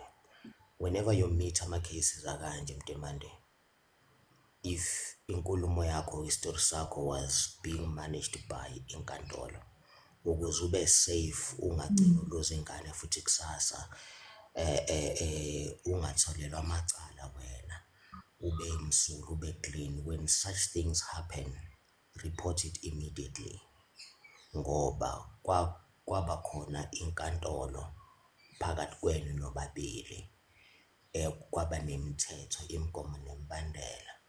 Kuyaphoqa ukuthi mangabe kwenzeka ungahlali unyaka noma u6 months noma u8 months noma u2 months, immediately kuba nezinto ezikanjalo involve inkantolo. Hayi ngoba mhlawumbe ukholelwa kuyona kodwa ngoba vele ingenile phakathi kwenu, yabo. So ukuze wena ukwenza ngoba kumele ube safe ngoba as it is njengoba uchaza kanje umama akekho right, umama wengane indlela enza ngayo, yebo uzoba wrong kodwa nawe uzoba wrong ekuthatheni ingane without inkantolo. Uma kwenzeka ukuthi kukhona ukungazwani phakathi kwenu shona khona immediately leyo nto yenzeka, yabo. No, kuyezwakala Msindwazo kodwa okuningi ngakubika kwathi mangimthatha eza la ngaphambi kokuba aqale isikolo ngakudlulisela kummeli wami lo wayekade vele ekhona Okay, esingathe lonke lolu daba even noma wakhe ngamazisa ukuthi umntwana ulakini Okay, then that's okay. then ngakwenza right. lokho. ebe-aware nje ukuthi ingane ilakimi yonke into. I know that's perfect. At least you followed the right steps. So the first step is try ukhuluma nogogo ngoba it seems like when I think you are lucky ngoba ifamily ya ex-wife wakho abantu okwazi ukukhuluma nabo. The fact that usisi wakho uyakwazi ukuhlala akhulume nawe it means a lot. Because abanye abantu abanako lokho umuntu vedane kuvuthe wonke umuntu emndenini kwagogo wakhona kwasisi bakhona ubusathi usathe awukwazi ukukhuluma namuntu. The fact that ukwazile ukukhuluma nosisi wakhe, I'm sure nogogo naye hopefully unomoya ophansi umuntu okwazi ukubonisana naye kahle. But if ubona ukuthi imoya iyanyuka, then I would actually say at least ngoba une-lawyer, contact the legal advisor onayo and then take it forward from there. But wena ngoba useNewcastle umntwana kumele umntwana ufunda eNewcastle, you are the parent that is meant to be staying with umntwana. Unless yena otherwise on her side athi uzomthatha umntwana, but kumele afake everything in place. And njengoba umntwana efunda grade 11 futhi, there's also that thing yokuthi umntwana cannot be chopping and changing schools without a valid reason. Ngoba phela grade 11 no grade 12 kufana ukuthi grade eyodwa, grade 11 no grade 12 into eyodwa. Mosufuna grade 11 no grade 12 usuke usuprepare ivarsity. So there's ukushintsha izikole kuyabaffect abantwana esikoleni. The fact that umntwana akayi esikoleni as well, it's also taking away the right of education yomntwana nje engayi esikoleni. So there's all those things working in your way, in your direction or for you. Alakugogo sizama ukuyisolva njengabantu, and then if ubuntu bungasebenzi, then I would say go the legal route. But now they are all quiet babona. Uthatha umlungu uma izinto ezingasebenzi uthatha umlungu. Bengizobuza wekhabazela ukuthi i-mental health yengane injani so far wemtimanda? Ingane kusho ukuthi exabaneni lokho azange ngakuveza exabaneni kwayo ingane noma wayo, kusho ukuthi after vele ngithi divorce yethu thina yangena ngo-2021 yaba finalized. Okay. Kulo nyaka ophelile ngabo April. Okay. Isingapha kodwa ingane ke vele ize from last year, ingane ke yeza ngapha yohlala nami. Before iba finalized ingane besihlala nami vele. And then ke kusho ukuthi ingane ngenxa yokuthi umama uwumuntu vele ongenaso isandla esiqinile enganeni, ingane ayisibhema yayisema drugs ingane. So useyixosha nje lena yena ngoba nake siyamxaka. Wayeseyixosha yena lena nje leke egoli ukuthi iyohlala noma wayo ngoba uzama ukuyisusa kule environment enama drugs amaningi, uyimukisa ngapha ukuhamba ufundele ngoba la kusexakekile ngoba usehlulekile. So kungakho mina ngayithatha vele mayifika la ekhaya ngashesha ngayibona ukuthi iyabhema ngoba nabafowabo babakade belokhu bemgadile silokhu simbhekile, sabona ukuthi uyabhema. Sazama ukumtholela usizo ke size sayinqoba impi yakhe ngabo August. Ukuza ngapha ko December ibekade kangasabhemi, wahamba mayecela ukuthi uyale kuma wakhe kunyaka uphelile ngo December. Ngamdosa ngendlela bathi ungayibhemi kuphinde ubuyelele uzobhema mawusulile lokhu kuma wakhe egoli. And then ke kusho ukuthi wakwenza lokho, uphinde wakwenza esisandleni sama wakhe lenegoli. Njengoba manje sethathwe semukiswa le utholakale nama drugs, udade wabo unjilo wathi hayi no utholakale lesephele sephethe ama drugs futhi. Into bese bemthatha futhi bombalisi bembukisa lena ke manje. There's a bigger issue here, and inkulu ngoba ungathi ucabanga ukuthi mhlambe umama kanti uthola ukuthi njoba uthola ukuthi umntwana kagogo ngoba kagogo isandla siqinile nakhona uyena ongafuni, and manje abazi ukuthi bazosho kanjani. That's why ngisho ukuthi into ezosiza la uqala khona. I know KK is saying it, but they all quiet kwabona umntwana angayi esikoleni. I think because of that nababazi ukuthi bazomenzani, and ogogo bayabatotosa, so maybe start there and get to the bottom of the issue, because kwa uyena uzothola ukuthi njobe banjiwe uma ubalekile kuma kodwa uyasaba ukuza kuwena ngoba uyazi ukuthi uzombheka emehlweni nje ubone ukuthi la usungiyele futhi. Hayi mina ngaze ngamthatha impela ukuze ngimnqobe, ngaze ngamthatha ngasemaphoyiseni ngamthreatenisha laphana, ngenza ngathi ngimvulela i-case. Kwala kwahlapha kwakhona wabona ukuthi hayi amaphoyisa abudosa ngendlebe, ngamthreatenisha vele ayi wabona ukuthi ayikubi manje sengizoyilokho nje. Wazi nje nokuthi ngamvulela i-case ngendlela engamsabisa ngayo ukuthi angaphinda azaloko ukuthi azabheme. Uthi yini omenza ukuthi abheme? Angathi yabazi baba nama-excuse ukuthi is because of i-divorce yethu, uba naleyo excuse. Mntimande, Lo msindazwe I thought incane le, yazi mina bengibhekise kuma wengane ngithi mhlawumbe uyena onenkinga. Thola ukuthi ikabili le nkulumo yabo, ikabili. And uma ngabe ingane ithi i-divorce yenu, psychologically bafo mangabe uthanda ukuyibheka, i-divorce yabazali iyaba-affect abantwana, ikakhulukazi mangabe ingane isikhulile. Ama-factors engizowabeka nje mathathu. Phakathi kwakho noma wengane khona into eyenza na-divorce, kwa-affecta ingane. Ingane kuyoba nzima ukuthi nikhulise ngendlela enifisa ukuyikhulisa ngayo, ngoba vele sekukhona i-poison ekhona ewu-divorce.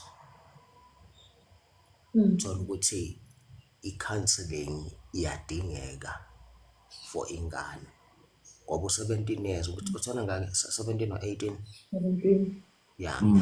uyoba una-18 kulo nyaka lo. Yeah, ikhulile leyo ngane, iyakwazi ukubona, iyakwazi uku-installa izinto engqondweni, iyakwazi ukukhula naleyo nto. As much as kwaba ne-divorce yaba finalized, fine, achithekile amanzi, ixovekile. Now i-concern yenu nobabili as umndeni kuyaphoqa ukuthi i-mental health yengane ihambe phambili.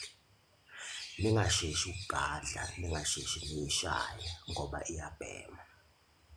Kodwa ngiye ngithi ku-industry yami awukubheke imbangela ye-cancer noshukela ukuthi yini ekwenza ukuthi ube noshukela, ebese uma usuyitholile-ke imbangela uyisusa. Kuyosiza ukuthi ubone ukuthi hayi no man, yazi i-behavior kanje, i-behavior yokudelela noma mhlawumbe i-behavior ekhoswe u-1 or 2 or 3 or 4. Njoba usho kanje Mntimande, uthi abantwana yabazi i-excuse is ba-affected yi-divorce. Chances are uqinisile. Udingani? Udinga umuntu ozomnika indlebe. Umkhiphe nje mhlawumbe uye kwi-vacation, father to daughter conversation, ngoba vele ukhona, uzwe ukuthi uthini yena uma ecabanga ngesimo sakho or iy'nqumo eniy'thathile ukuhlukana. Lapho I guarantee you, ngiyakuthembisa uzoyithola impendulo. Angisho ukuthi vele ingane affectwe yi-divorce, ngithi ama-chances and possibilities ungawakhahlele. Chances are vele kunjalo, chances are akunjalo. No, lokho ngakwenza Msindazwe, ngakwenza impela ngoba wafika vele njengoba ngisho ukuthi wafika esebhema. Immediately ngathi simthole ukuthi okay useyabhema la endlini. Ngakwenza lokho, even nasesikoleni ngarecord ukuthi hayi umntwana ngazi ukuthi une-addiction ethize. So i-counselling sayenza ngapha eNewcastle, ngakwenza impela lokho ngoba ngobaba nami okwazi ukuthi asheshe abone izinto. Athende uma ngibona inkinga, i-counselling isiyenzile. Even nasemaphoyiseni mase ngimhambisile lapha ngizama ukumthreatenisha, waphinda wathola enye futhi i-counselling yasemaphoyiseni. Yazi inkinga enkulu into enzima nge-counselling I think I've said this a number of times, Ugusi. When you go for counseling, awuyi nje uqede, especially kumuntu onenkinga angakakwazi uku-accepta, engakakwazi uku-accept ukuthi what is the core of the issue or problem, because that's where it stems from. Kuzoba nalento lezo ezongi-trigger-isa every time ukuthi I need to numb my emotions, I need to numb my feelings, and then umuntu uzobuyela. So yes, uyabona ukuthi okay, maybe it's the divorce, maybe kodwa khona izinto yena manje that she needs to work through in order to get over what impacted her in the divorce. So she has not done the work. She's maybe found the root cause, which is the root cause of my issues and my problems that is leading me to taking these dagamizwa. Kodwa akakakwazi ukuthi if kuvuka leyo nto leyo engitriggerishayo ngenze njani. What is the alternative? And I think that's where the maybe inkinga ikhona ukuthi mase kuvuka mhlawumbe nje bade kama mhlawumbe nje uthola ukuthi khona lokho okuxabana or something eyenzakalayo kama emtriggerishayo ukuthi I feel like I need to numb my emotions. Yavuka, and she did it because she doesn't know when she feels this way, what is the alternative that is positive that I can do?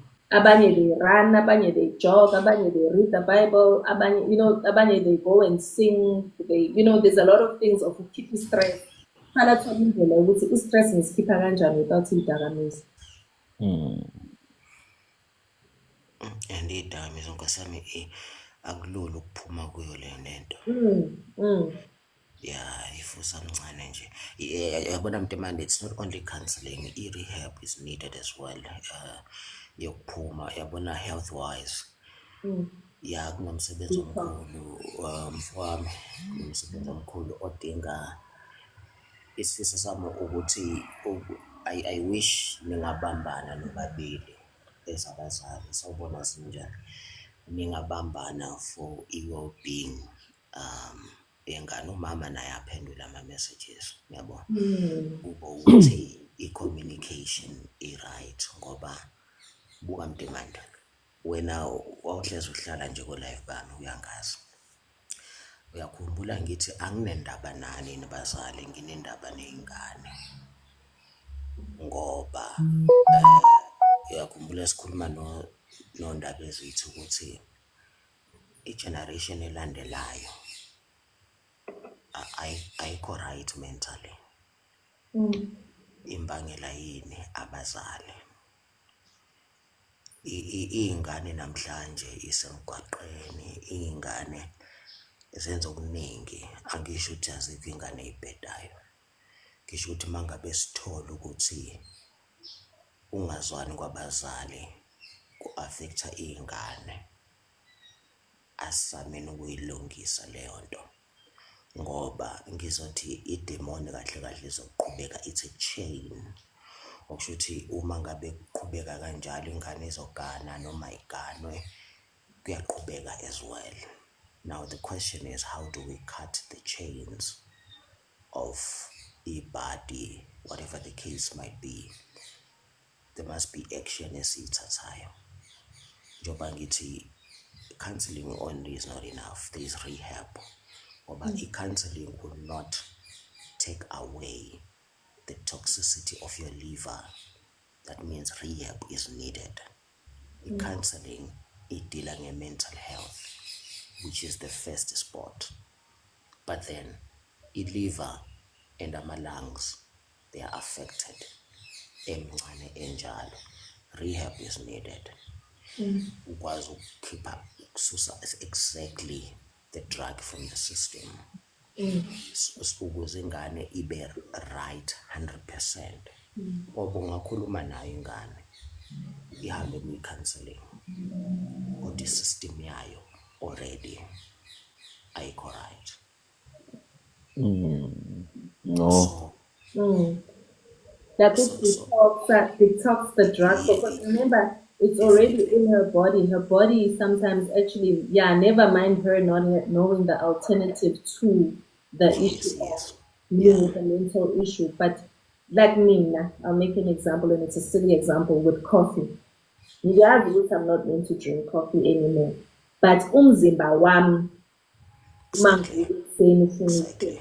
And that thing is it's what needs to be now cleansed out of her system. It did like Yebo. detox that. And there are, I don't know whether all rehabs do that, but I know it's in Bakone rehab where my uncle went.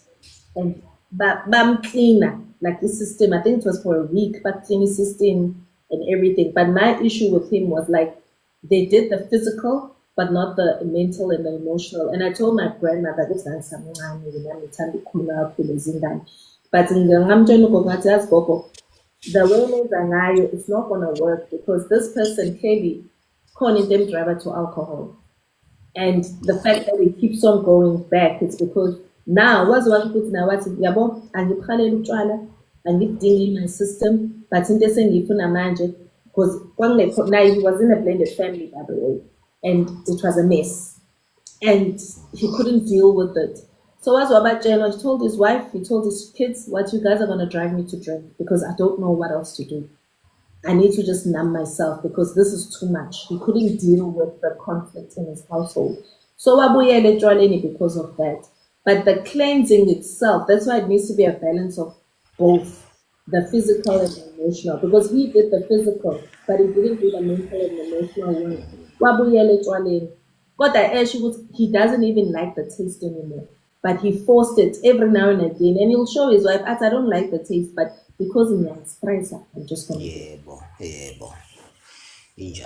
Naye wayengenayo i-alternative yokuthi if sekwenzakala kanje sebeqala bexabana endlini ngoba ngeke ngingaxatshana angithi people are still trying to find their footing ingane the stepmother nana. So if they can't find their footing and ngiyabona sebeqala ukuthi mina ngenze njani emotionally and mentally, and how do I lead my family ukuthi kube peaceful like that.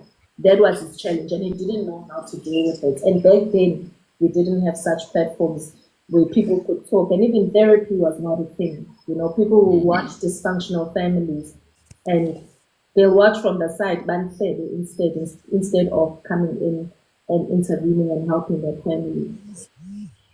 No, ngiyabonga We need a balance of both, mental and physical. no ngizokwenza impela okusemandleni nami ukuthi nje ngi-athende okwamanje kuyona ingane athende ke ngibone ukuthi ngenza njani bese-ke okulandelayo vele i-rehab ikhona la eduze no ngizomhanda over khona ngina-choice And uphetheni uka-matric manje. Uqinisile kube seqedile kahle kahle ngoba wafeyila le Uqedile?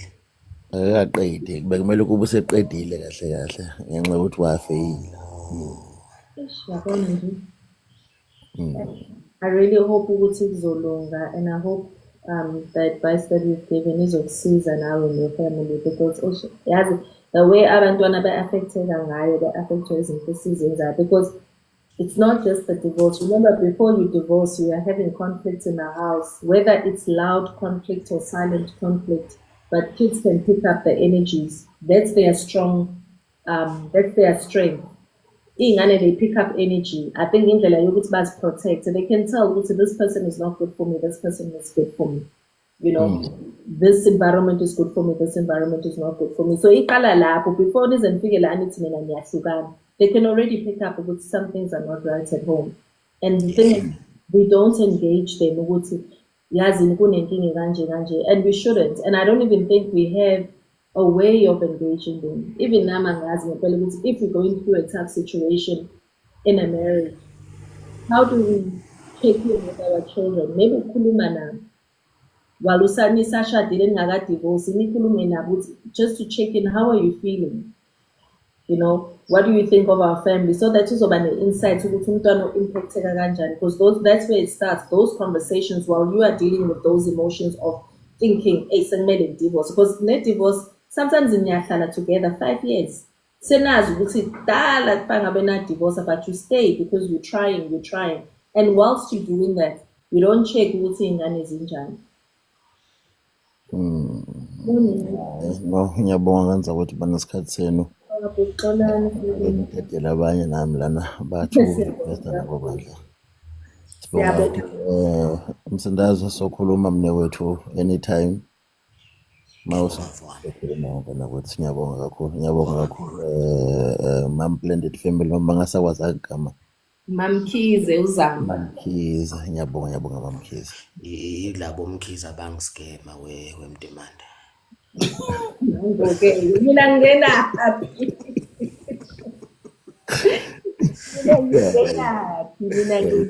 Soyiqeda mina wethu ujulile. Siyabonga mdemanda. No, uyithanda ingane nje obuyithanda kanje. Kakhulu ngenzeka. Hayi ngiyabonga.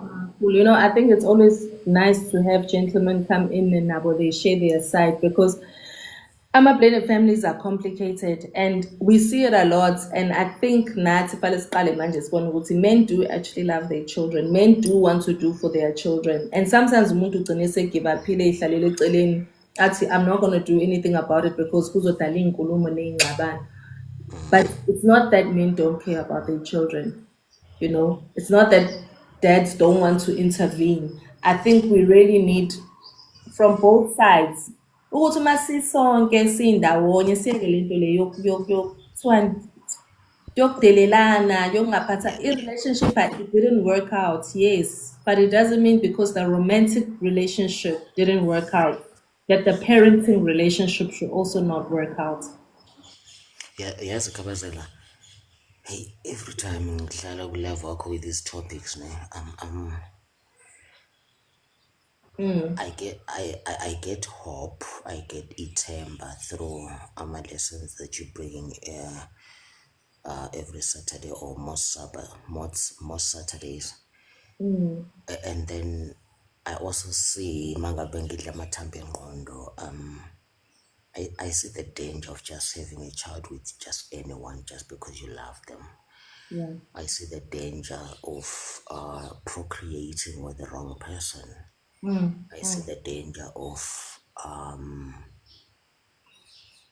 not digging deeper into the character of the person that you think you're going to have a child with, which is going to lead to this, because all this blended family coming together, the cause is not that it's blended families. The cause is the beginning.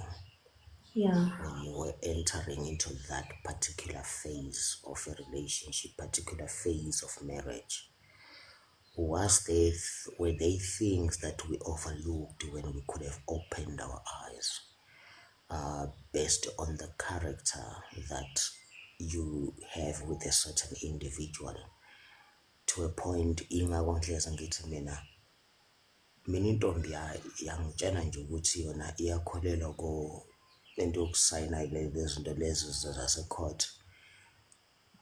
Mina leyo muntu unika i-perception that says sengingaphuma anytime ubhuti wabantu or sisi wabantu sengingaphuma anytime, which is leading me to say isiqalo sibalulekile. The beginning is very important, to a point whereby for us to avoid what we are facing right now, because it's going to be difficult for you, Kapazela, to fix what's happening right now. Like I told you before, you're not fighting with flesh and blood, but there's a power that's destroying families. There's a power that's bringing abantu besilisa into fighting together, and that fight is being transferred to iy'ngane.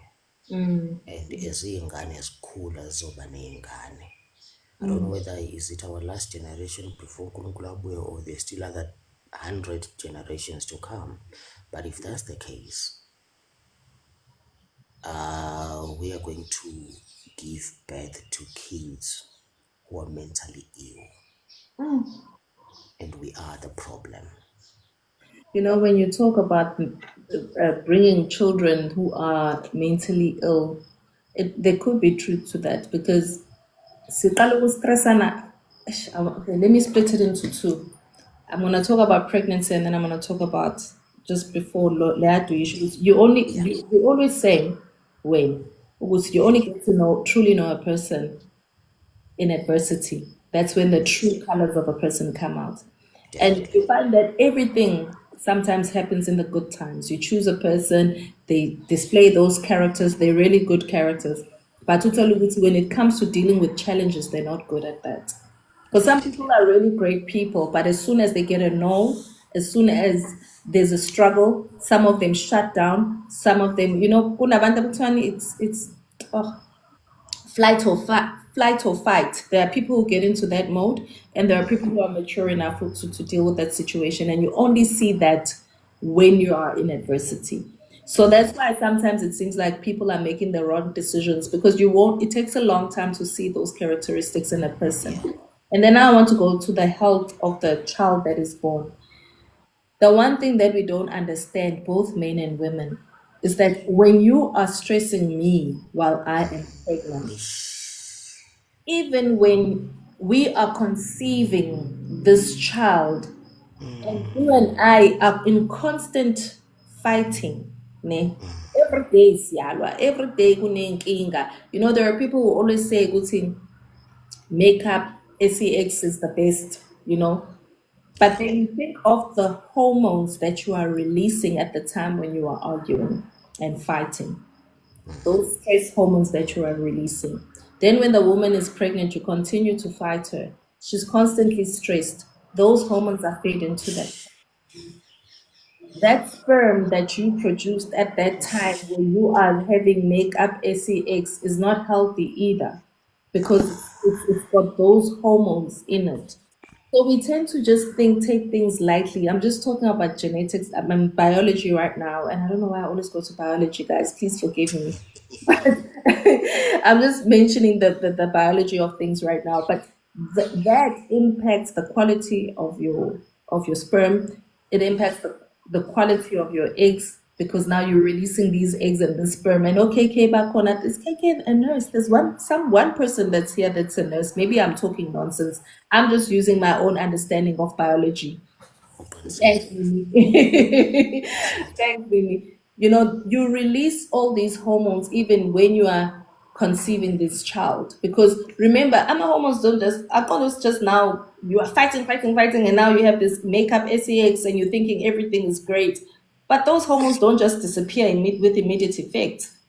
They need Yeah. to take time to get washed out of the system or cleansed out of your system, right? And that time when you're having makeup, SCX, and you conceive, already there's egg and the hormone that yes, the egg and the sperm that you are using to procreate is already up. Ngiyasho Khabazela. You are stressing her when she's pregnant. Every day, this woman is releasing stress hormones every single day. Can I agree with you? Can I agree and give people a proof? Yes, can I? You just touched on biology and physics. I don't know if you are aware of that. Mm, Would you touched on physics? Now, mm. here is an experiment that a pregnant woman can do. Before I say that, people always laugh at me when I say, mhlazane usiyanda isizwe sabadlete noma amandla nkosi yami ebakhona. Immediately uma wengane ethi, I've skipped my period, I want to be there from day one. Why? Physics will show you ukuthi ingane can sense the physical presence of the father. Yes, they can. That does something to ama nerves, that does something to the brain, that does something to the system yengane. Now, an experiment that's scientifically proven, you take a lamp or a candle with a stand and put it on top of a pregnant woman. The child will start to laugh. Are you aware of that? To move, to talk, to angikhulumi like literally talking, not literally talking, but there's this Communicate. communication that a child is bringing through what you've just put on top of the belly of the mother. Now, therefore, if that can happen with a candle, what more the person who is actually sent the sperm inside the womb? Now, I always say, uma ngabe ukhulelwe nengane yami, kumele ngikumasaje your feet. I need to do herbal bath on you. I need to do head massage. And most men or most relationships, they are not aware of that. Ukuthi i-mental health yomuntu wesifazane ibalulekile as in life and death matter when the woman is pregnant. Because whatever behavior that you show her or whatever experience that she goes through, automatically it's transferred to ingane. Fine, imali ayikho, but ama-emotions engane, they are needed. Physically kumele ube khona, spiritually kumele ube khona. So it's how beautiful physics and biology can connect with one another. Ukuthi there is a connection between three: ingane, ubaba, nomama. So uma ngithi mina angizuba khona and throw all the words and all actions towards you, what am I doing? We are producing a sick baby. Yeah. Even Pearl, I'm gonna accept you now. Even when you are there, your presence must bring positivity into the house. Yebo. Because it's not just you being, because esikhathini esiningi, even in the relationship, let's say the kids are born and you're married, khona amadoda ashadile abafazi bakhulisa iy'ngane bathi umuntu azasho ukuthi I'm a single married person. How many of them have we seen on this app? And I always say this app because this is where we are right now. Yeah. Single married moms. Because the man just thinks by providing a roof, because that's the problem with the word provision. People think they need to provide the physical, and they think leadership is silence and not being fully present with the children. It means that if you show leadership, you shouldn't be communicating, you shouldn't be soft, you should be stern. Those were not the right practices that parents had. Yes, there's a certain level of respect. I don't know which life I was just passing, and a gentleman was saying, this thing of the parents' bedroom being just open to the children, just like that. The parents' bedroom was a sacred space just for the parents. It takes away the respect. I agree to some extent, but he was also actually saying, so I do actually fully agree, because you're saying not that kids are not allowed, but they must knock. They can't just open the door because they can be exposed to anything, in that. Exactly. So Exactly. we just need to think about what is our how is our presence, and what is presence, and what is provision as well in the household. Because provision is also important. I know we were talking about the law, but the gentleman that came up now, he just made us deflect this health topic. Pearl, I'll bring it up, but the topic for today was actually more on the legislation. How do we legally protect our families, and understanding the legal structure that we have for blended families, so that how Pearl wanga join a man. Bengizokhomment about comment about that, Mamkhize, about the law and what stages and steps do we take. How do I put this one? I don't want to be too hard. I want to be shallow. I'll start with questions. Questions would be, but I'm not saying you guys should answer. It's a question that comes into my head each and every time we have these discussions. As a man, why do I need another man to tell me to take care of my child? As a woman, why do you need another woman to take care of your child? As a man and as a couple and as people that have procreated the child, why do we need certain family people? Because the judiciary is comprised of families. The judiciary is comprised of people that have got families. Some of them don't. But my point is, I'm all for the root cause. I'm all for responsibility, consistency, accountability. Why do I need to be told to 500 rands? Now here's the thing. Ne? Akekho umuntu esifazane engimhloniphe ukudlula umuntu esifazane othi ngomane ngizokuzalela ingane. Now here's what it means when a woman says, I'm gonna bore your kids. She's facing life and death. She is actually, when she goes into a labor ward, what it means to ungomane is she's saying, if I lose my life, I lost it because I was giving you a gift that can never be bought by 500 rands. No gold will ever buy that. So with me having that understanding of what a child means, why do I need to be pushed to pay? Not to pay, but to take care of my child. I don't want to use those The contralatives. problem is when we break up, logic goes out the window. Sorry? That's the answer. When we break up, 90, and it's my statistics studied, but I believe about 90% of breakups, when we break up, logic goes out the window. Exactly. That's a perfect answer. Who's not involved, logic goes out the window. And then when that logic goes out the window, for us to get protected, for our children to get protected, we then end up having to follow the legal route.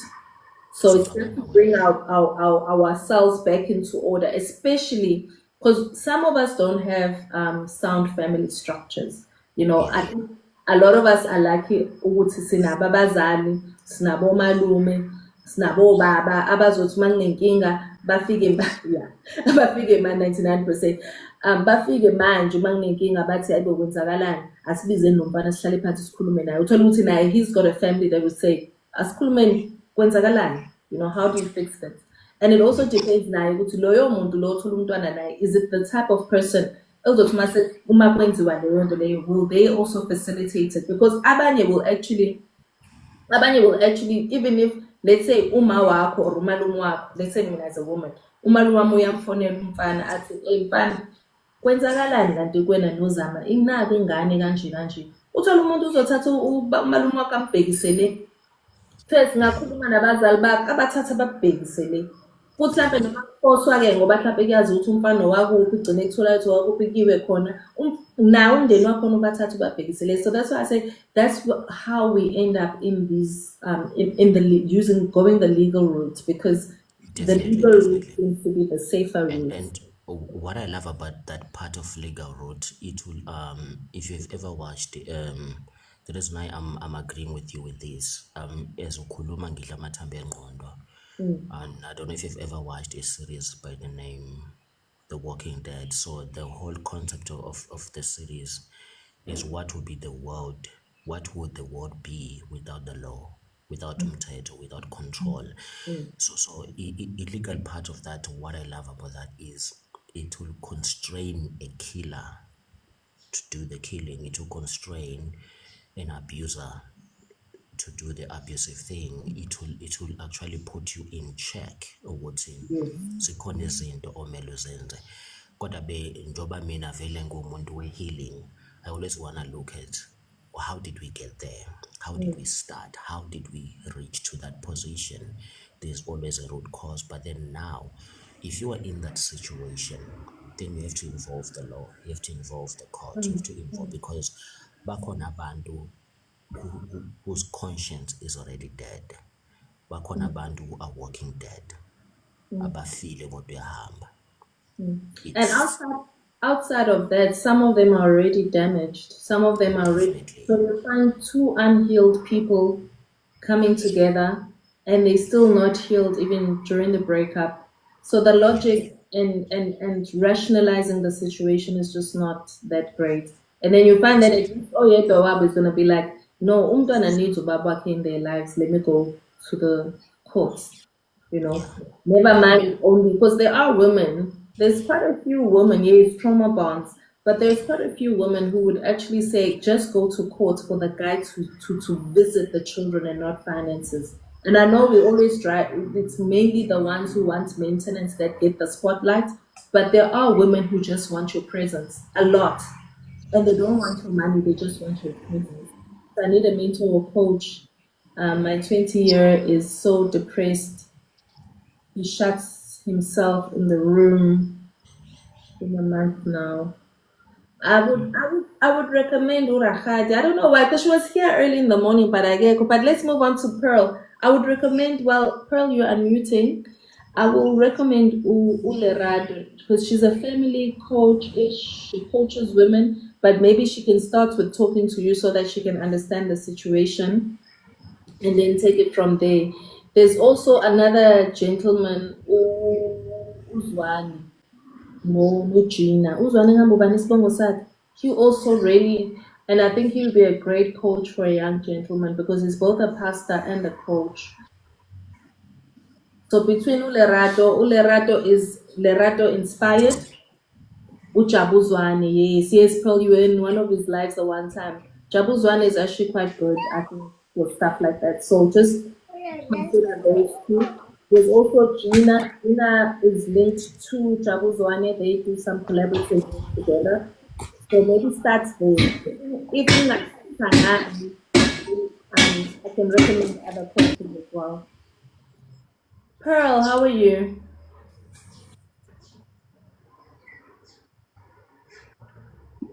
Hi, greetings. Yes, they're My on TikTok. husband is busy there, so there's a bit of noise. I had to close the mic. No problem. Yeah, phela, I'm blessed with a man, so he's always busy. This man. Greetings. As I was trying to listen and find and navigate the topic, but to this is the topic. What triggered me is that you now started getting towards what you guys call science or physics or biology. I call it human. Yes. So, Jay, that one triggered me. Those are my favorite topic. I like explaining that. Touched especially on the DNA. Because I don't know if you've noticed on my bio, it says, bring back your DNA and straight lines don't exist. Have you checked my bio before? No. I've Okay. never, I So, saw find you, but I don't want to lie. I've never actually checked. the entire profile. Okay. But so yeah, anyways, you touched, when someone says you touched my nerve, that's what you did. You just, when you're getting into that. And it's so important that people understand that development. You see, when I consult and I ask people about their childhood, and the person is like, I'm diabetic. What does my childhood have to do with my, and there are certain questions that I ask during the consultation. So, because everything is everything, Yeah. blended family, Zama, everything is everything. There is no tree without the soil. Yeah. There is no tree that is going to grow without the sun. But you see, when you look at those things, they are not connected in any shape or form when you're looking with your naked eye. But they are so connected because one cannot grow without the other, and the other cannot be seen into life without the other. Absolutely. Right?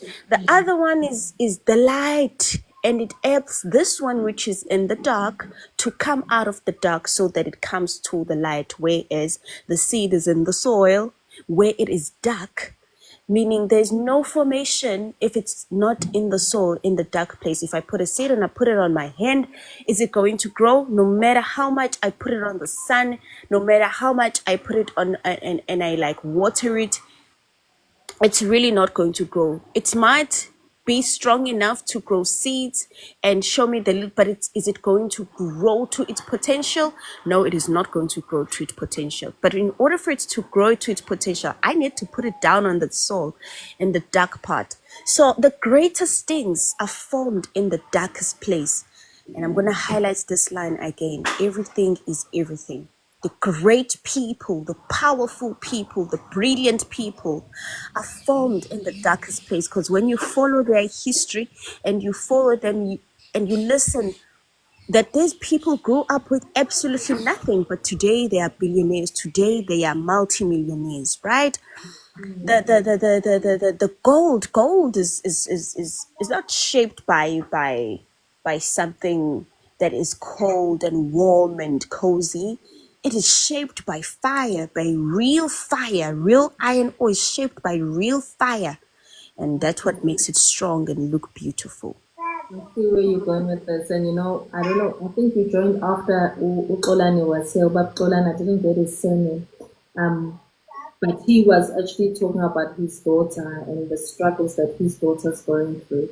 And if he's still here, I think it's such a beautiful way to wrap this a conversation that we had with him. Uguti, you will be refined, and his daughter's being refined through the darkest times, but she will come out of it stronger and better and more refined, shining and thriving, because she's going through a really difficult time, and keeps helping her, supporting her, but with struggles. So I think that's also another thing that we need to take into account, that some of the challenges that we go through, they there to refine us so that we shine brighter and we become more successful in life, and we're able to deal with our tough situations that come and that we face later on in life. Exactly. So when we look at this thing, I wasn't here when he was talking. I just came just when it was the two of you. So when you look at how things are created, wait, anime ngokupushana sithando sami, mani nobhuti wakho. So bayapushana la. So when you look at the formation of everything, now let's come back to a human being. Now we understand that life is formed in the dark place. In order for us to see these trees that grows and the food that we eat, we go back to a human being and we go into the womb. Now I'm going to be touching on the DNA.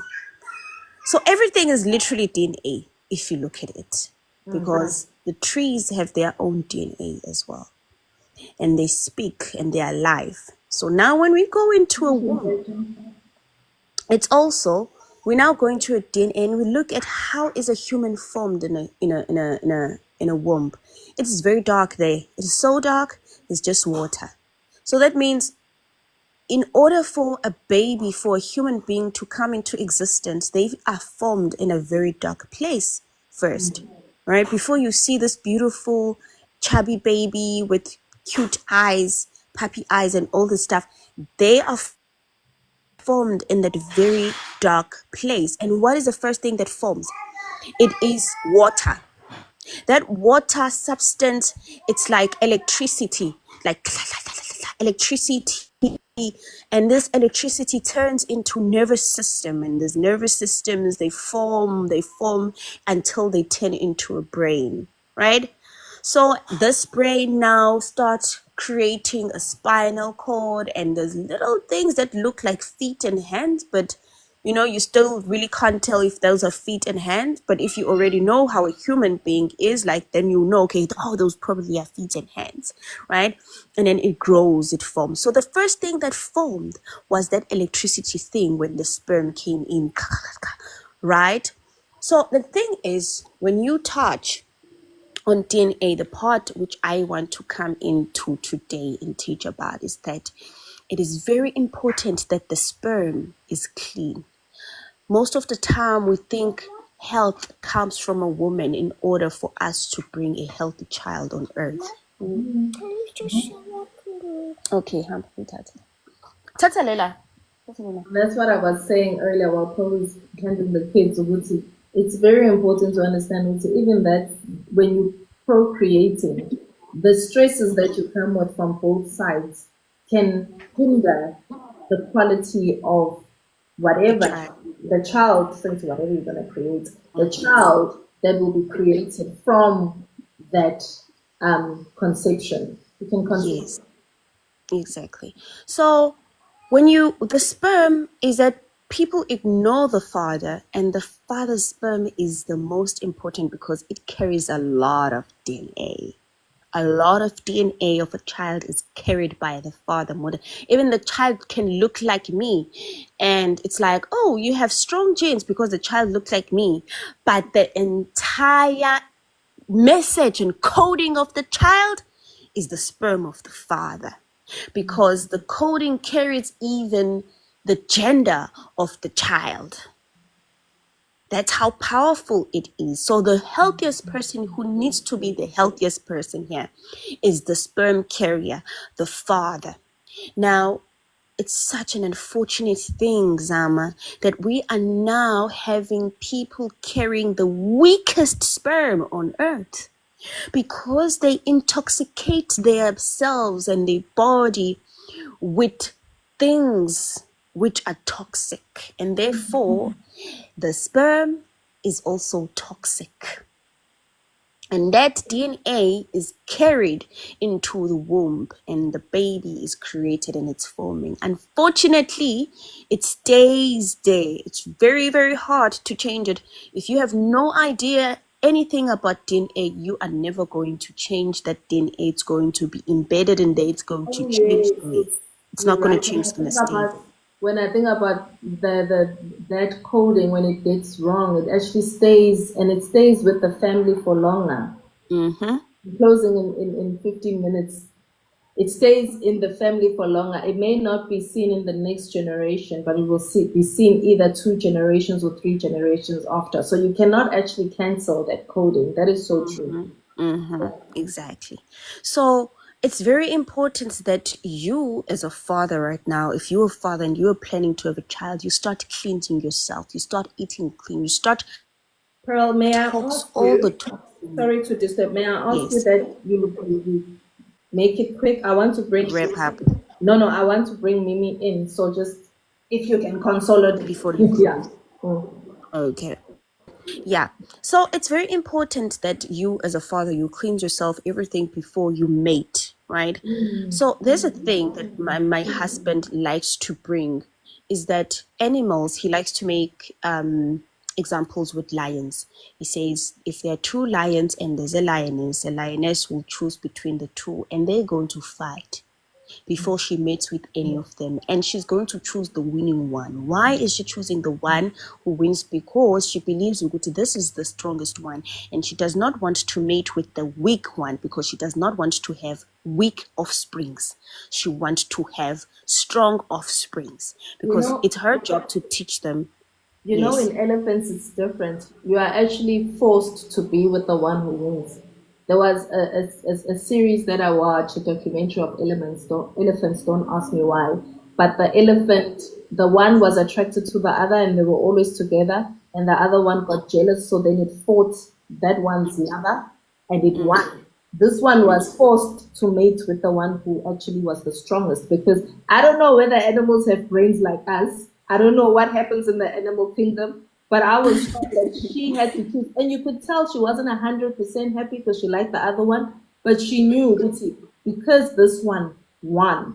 Yeah. That is the option. It's the option. There's no other option. It's the option that, in fact, when you say you don't know what's going on in the animal kingdom, what's going on in the animals are way, way too intelligent than us. They're stronger than us, because when we look at the 42 laws of Ma'at, we realize that it is all created around animals, nature. It's all created around that. And that's how we used to live before we advanced ourselves to this advancement that we are in now, which is the 4th Industrial Revolution. So the more we think we are becoming advanced as human beings, the lesser we become intelligent, right? So, because now what has happened is, my husband was asking this yesterday, saying that I don't understand how did the weak male convince the females to mate with them, because that's what is happening around the world right now. And we are mating with these weak males. And I was telling him that the way they convinced us is they called us gold diggers. And now we were trying to prove that, hey, we are not gold diggers. But in actual fact, a man is supposed to show his masculinity through himself. Ingakho kuthiwa ngesiZulu, ubuhle bendoda imisebenzi yakhe. So now how do we shift and turn everything into gold digging, whereas we lived by this? Because animals live by this as well. Because when we came on earth, we copied animals how they do things, and we learned because we realized what these are intelligent. That is why mubona izinyoni zibaleka ziyangaka right. You now kufanele ubaleke uyangaka right, because there's something coming from the left side, and that's when you must run. When you see them running, now you must do that same thing. Same thing with the water. When you see the water whooping on the other side, you follow that energy. And the trees, you follow that energy, because that's the clean energy. That's the side of the clean energy. So just to wrap up, so it's very important that when the logic, now I want to come to the part where you say the logic, because everything is everything. See, this thing is so connected. When you say the logic, when we break up, goes out of the window.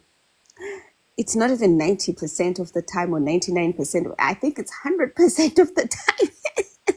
I want to be politically correct. I know we're not going to correct you. We are with you on this one. Logic goes out of the window, because we as humans, the reason we mate now, we mate because of love, but love doesn't exist, and that's the problem.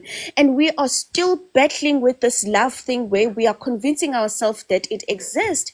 And what has actually erased us from reality are the movies where they told us there's romance, there's flowers. Guys, honestly, this was a lot of flowers and bouquets if it wasn't for TV. For chocolate and all the stuff. And now we register that as love because we saw it happening to Queen Diana lapha TV, or to Banbani the princess, and that is why we have this princess idea in our minds. Even we were sitting in my lounge last night while we were having this very same conversation about love and flowers. I was sitting there, trust me, y'all didn't see me, but I was there. So you see, when we look at us and what we do, our marriages are about love. But the question that I always come into, see, I'm pre-packing just 0.01% of what is going to be part of the spiritual retreat right now. I'm only doing it because it's this home. Yeah. Because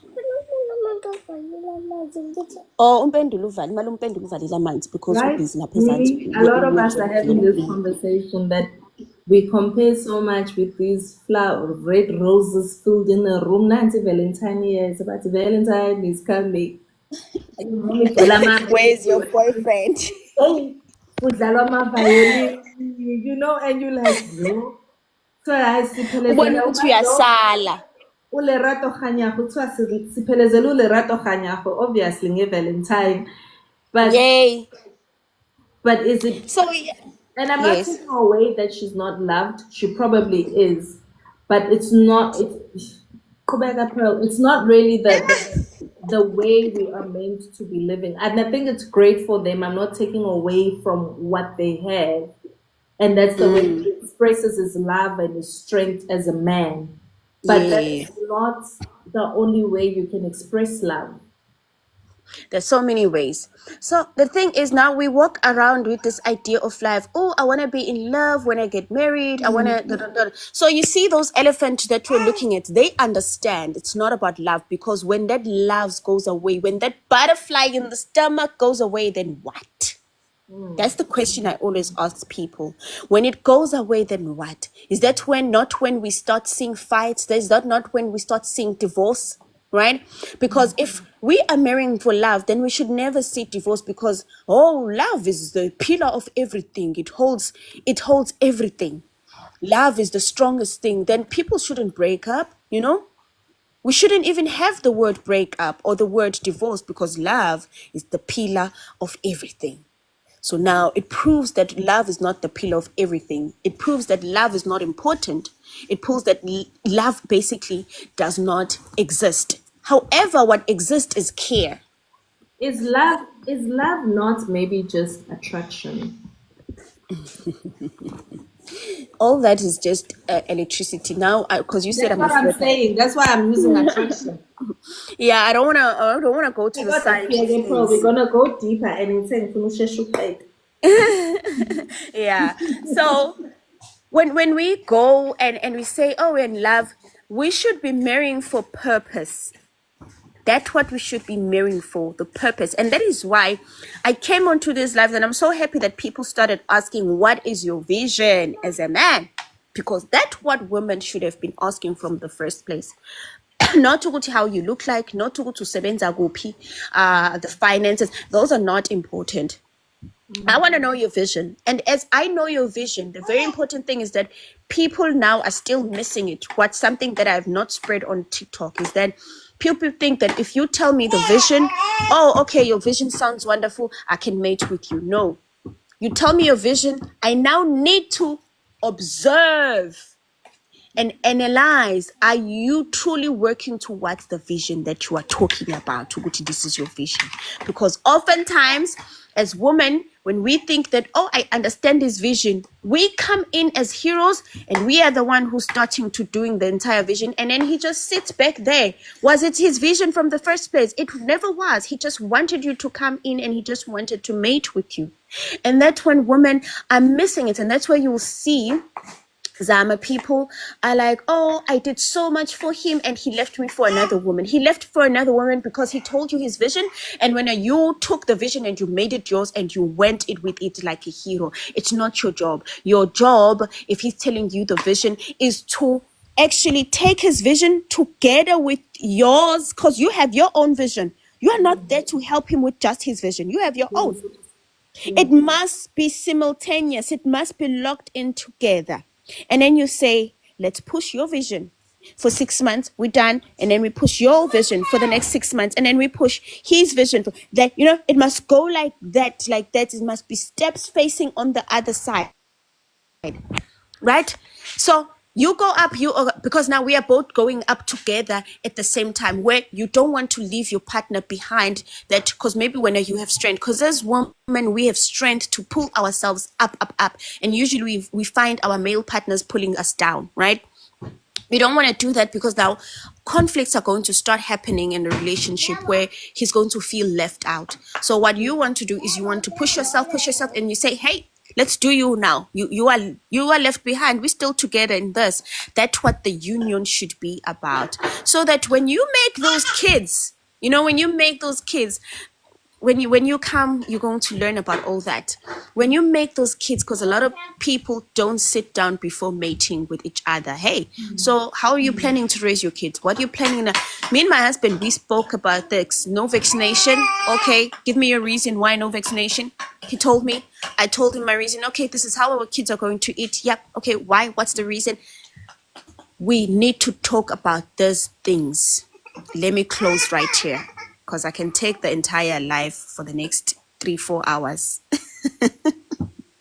You just need to host us about these things, because they're also quite important, because this is how we end up, like the reason why we even got to the health conversations is because we're talking about how he was like, the way we behave sometimes ends up impacting our children, and sometimes it's right, mentally, emotionally, even physically, Yes. And I'm like, that's how when you came in, I was trying to explain that whole thing of when you are mating or conceiving, your state of mind. And I was actually challenging this whole thing of makeup SEX, because people love makeup SEX, but a child can be gay. And what hormones are you feeling at that time when you are having that makeup SEX? And does it not affect the health and the biology of the child that is going to be born with those negative hormones still flowing in your systems and your body?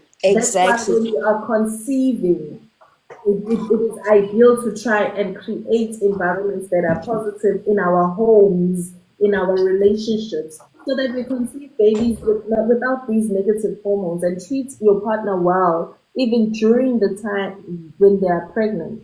Because when a mom is constantly crying while they're pregnant and they're constantly stressed while they're pregnant, they are releasing those negative hormones to their kids, transferring that trauma, like Mimi said, to their kids. I'm gonna take it to me I now. do host. I do host on Sundays. So for now, 6 p.m. You do get in on Sundays, but sometimes you get busy.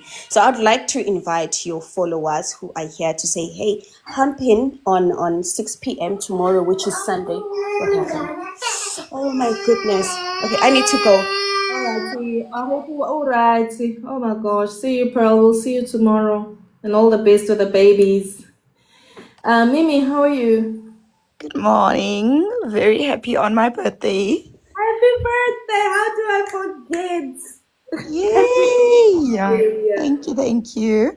Just without taking much time, just on the topic that you just brought back now, right? That whole transference of hormones and how it impacts the child. And just some of my observations now that I look back with my own children, right?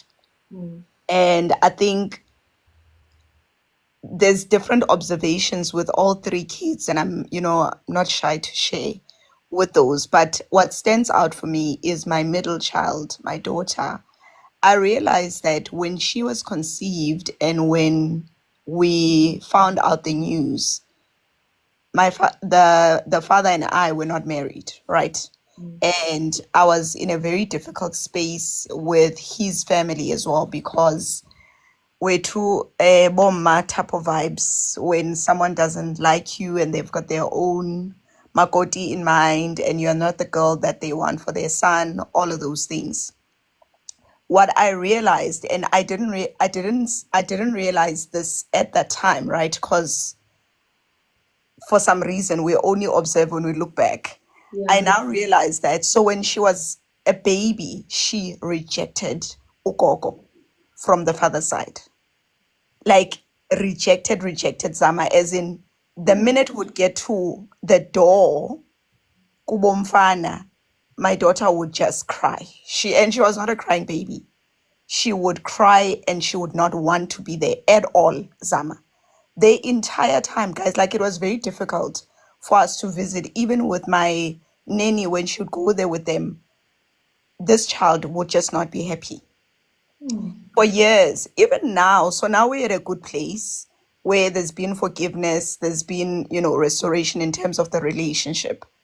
And manje, Ukoko is trying, the child is 12, trying to get her close. So my older one would go spend time no Koko. My son will go, loves, because funny enough, my son was I think I would say my son was the one that the father was like, we're having a boy. Oh my God.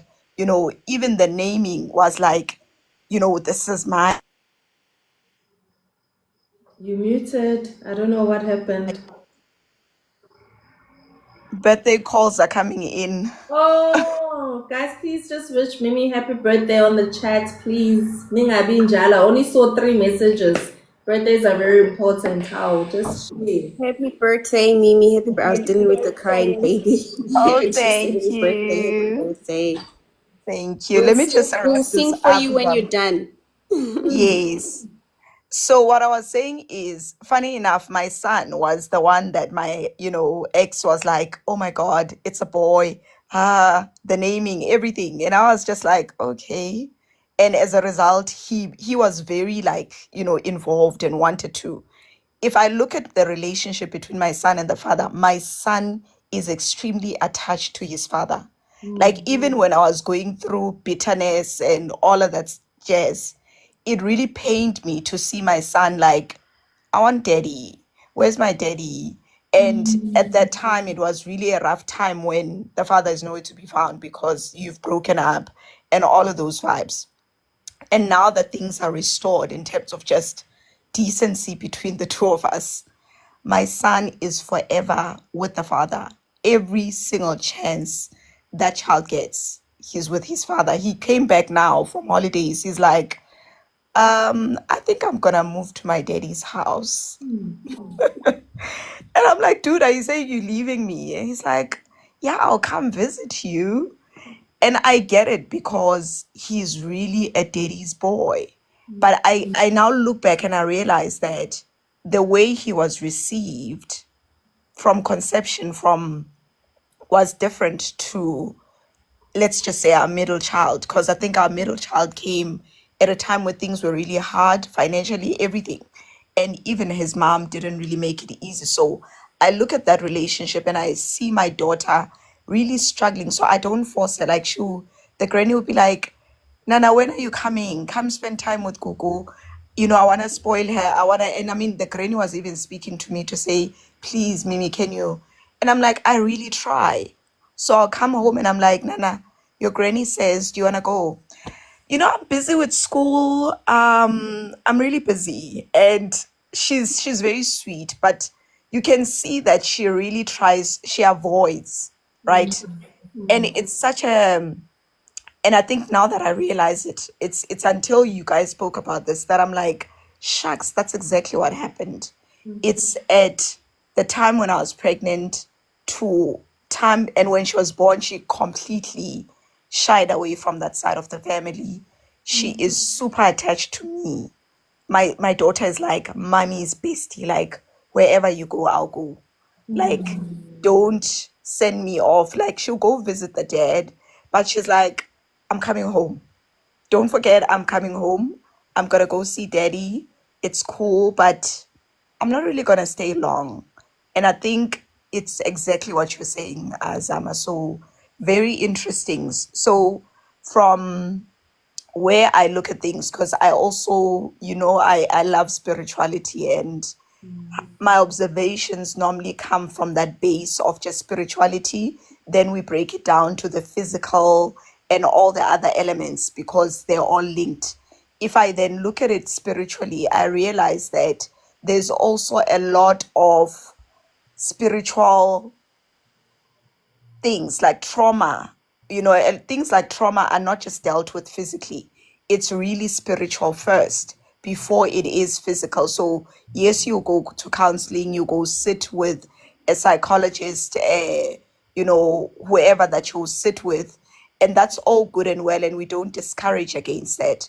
But there's also an aspect of spirituality where you need to go into prayer and renounce and denounce and correct specific things. So the same way that you sit in counseling and they unpack your childhood is literally in spirituality. We also need to do that, where you literally go back to when you were conceived and you speak over that. So some of us were born out of wedlock, and there was a lot of rejection that came with that from your father's side, from anyone in your family, or your grandparents when they heard the news that, oh, Banbanu Miti, the reactions were not all, oh, it's a beautiful gift from God. That's not how people often react. When a 20-year-old is pregnant, that's not how people often react.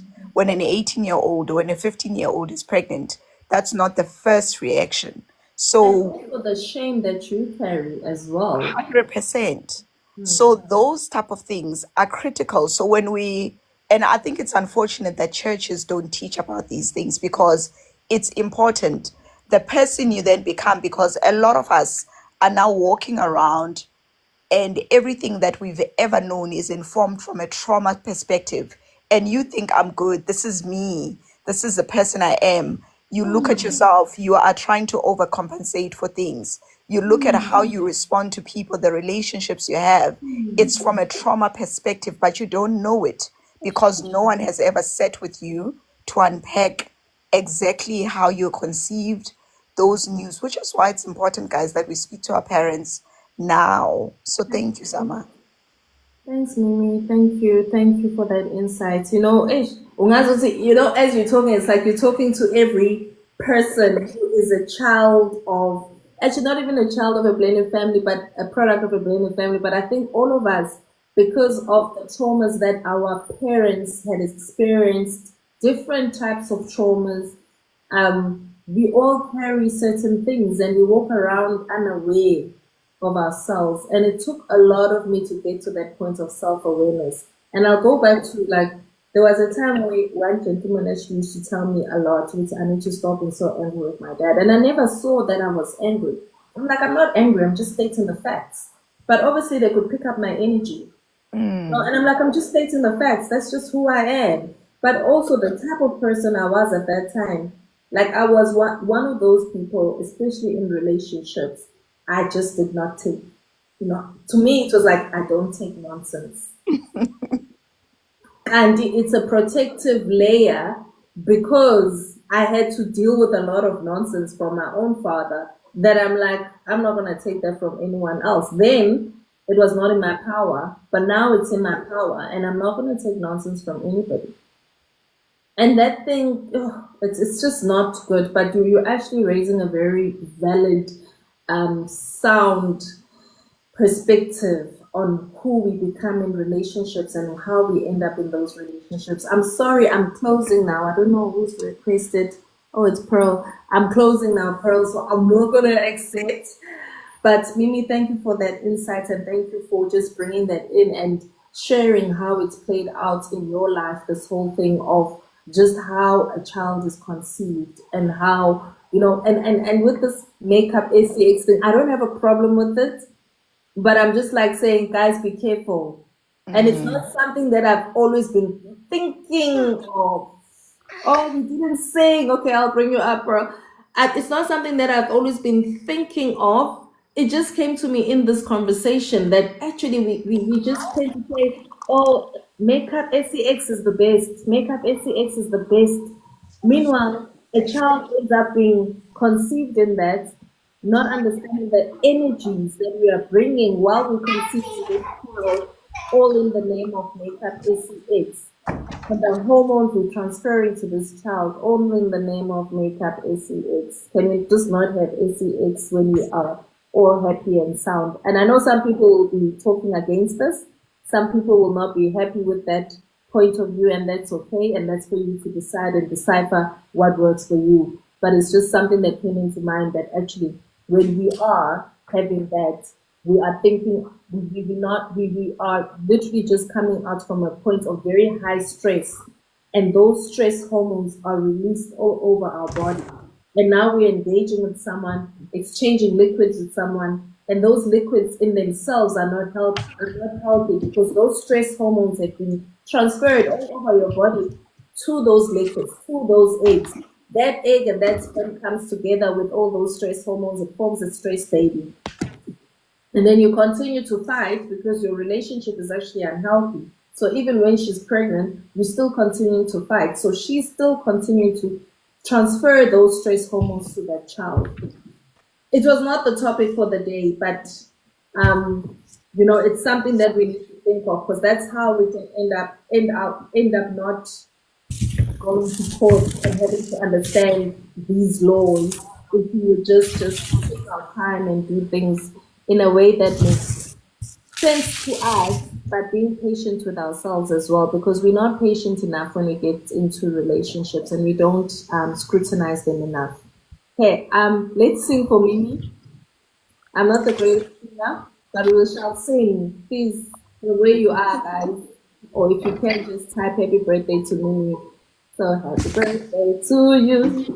Happy birthday to you. Washasha kangaka. I mean, I'm very slow when I sing this song. Happy Happy birthday to you. Happy birthday to you.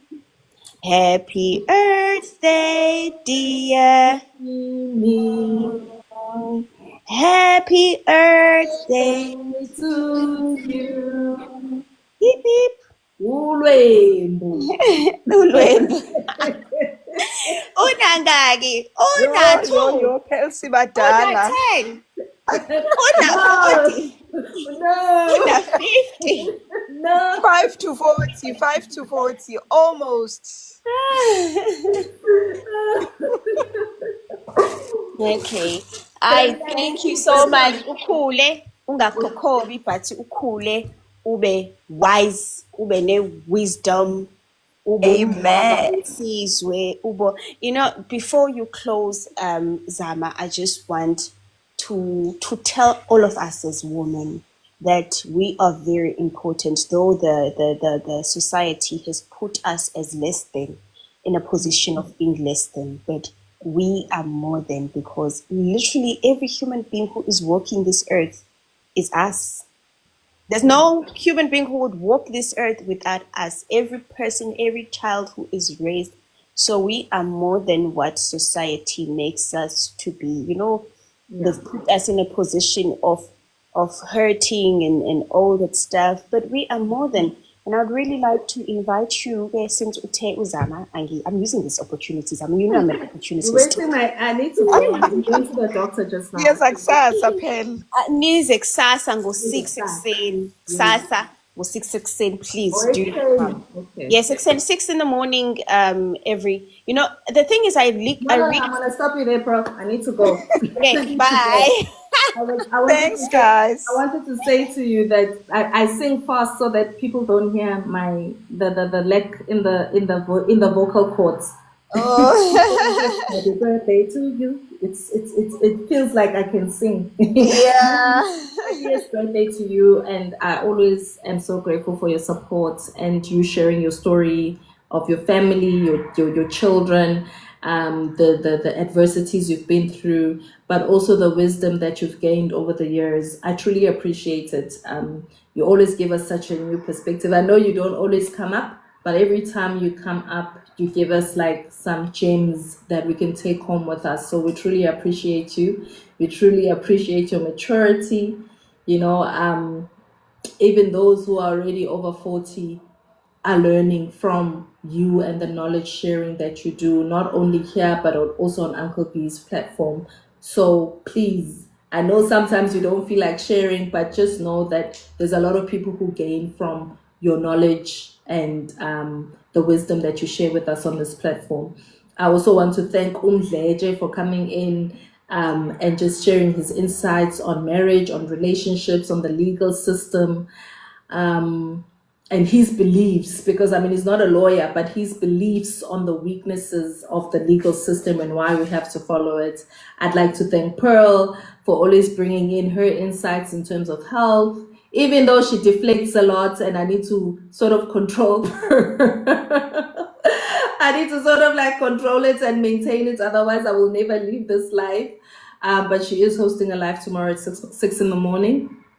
And also, I'd like to thank Butola, and I didn't get his surname, for sharing his challenge within a blended family.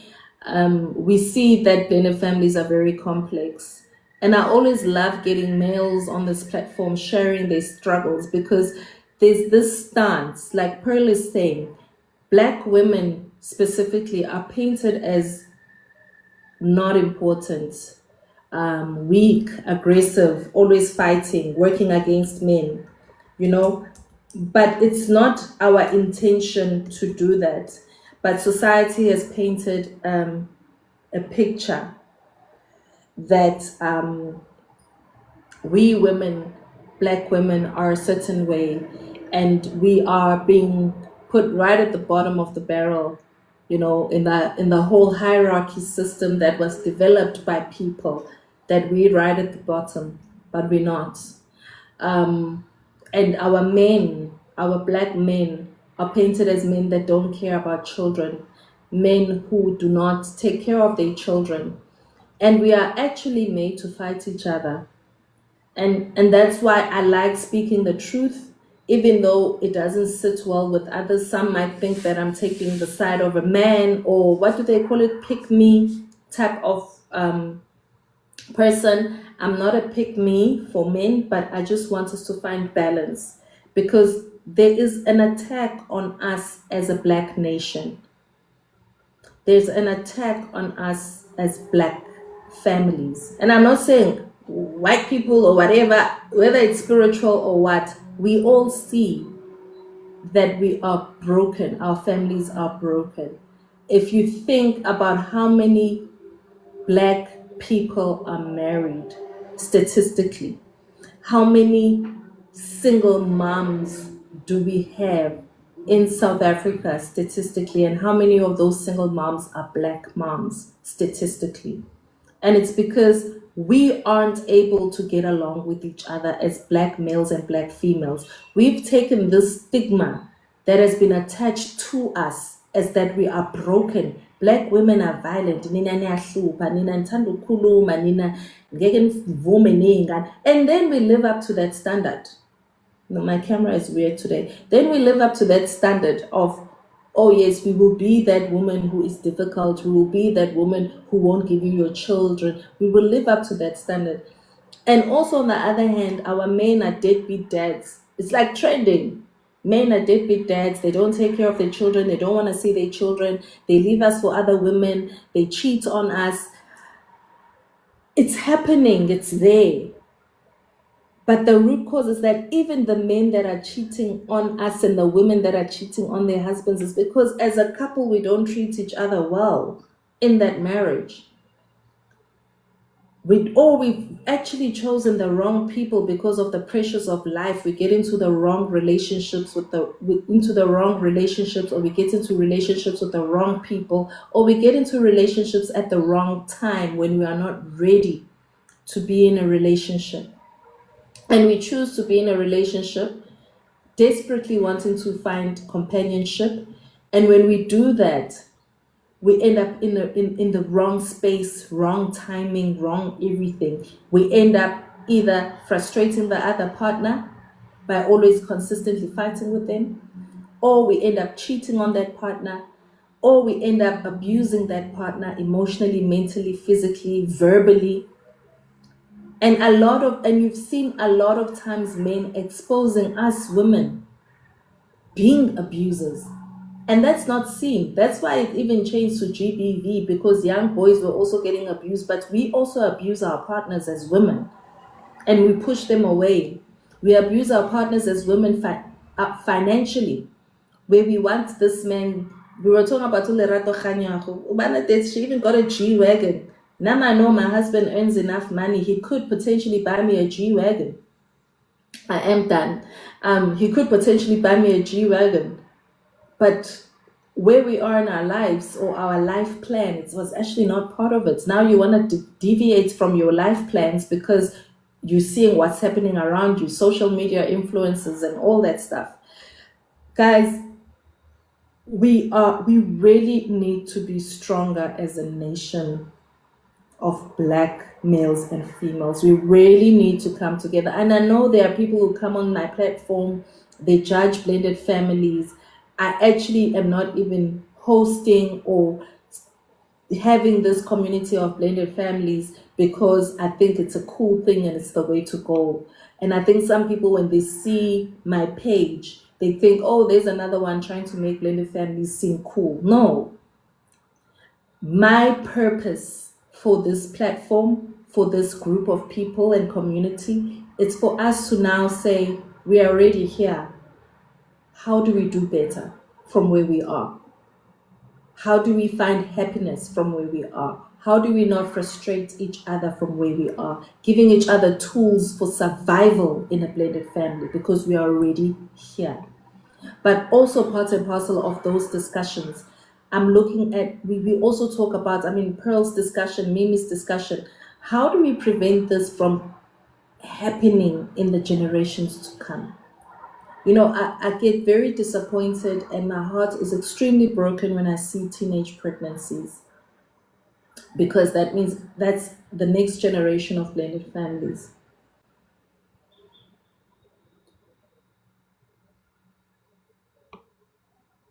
No, I'm saying negative comments. I think the negative comments come from a lack of understanding.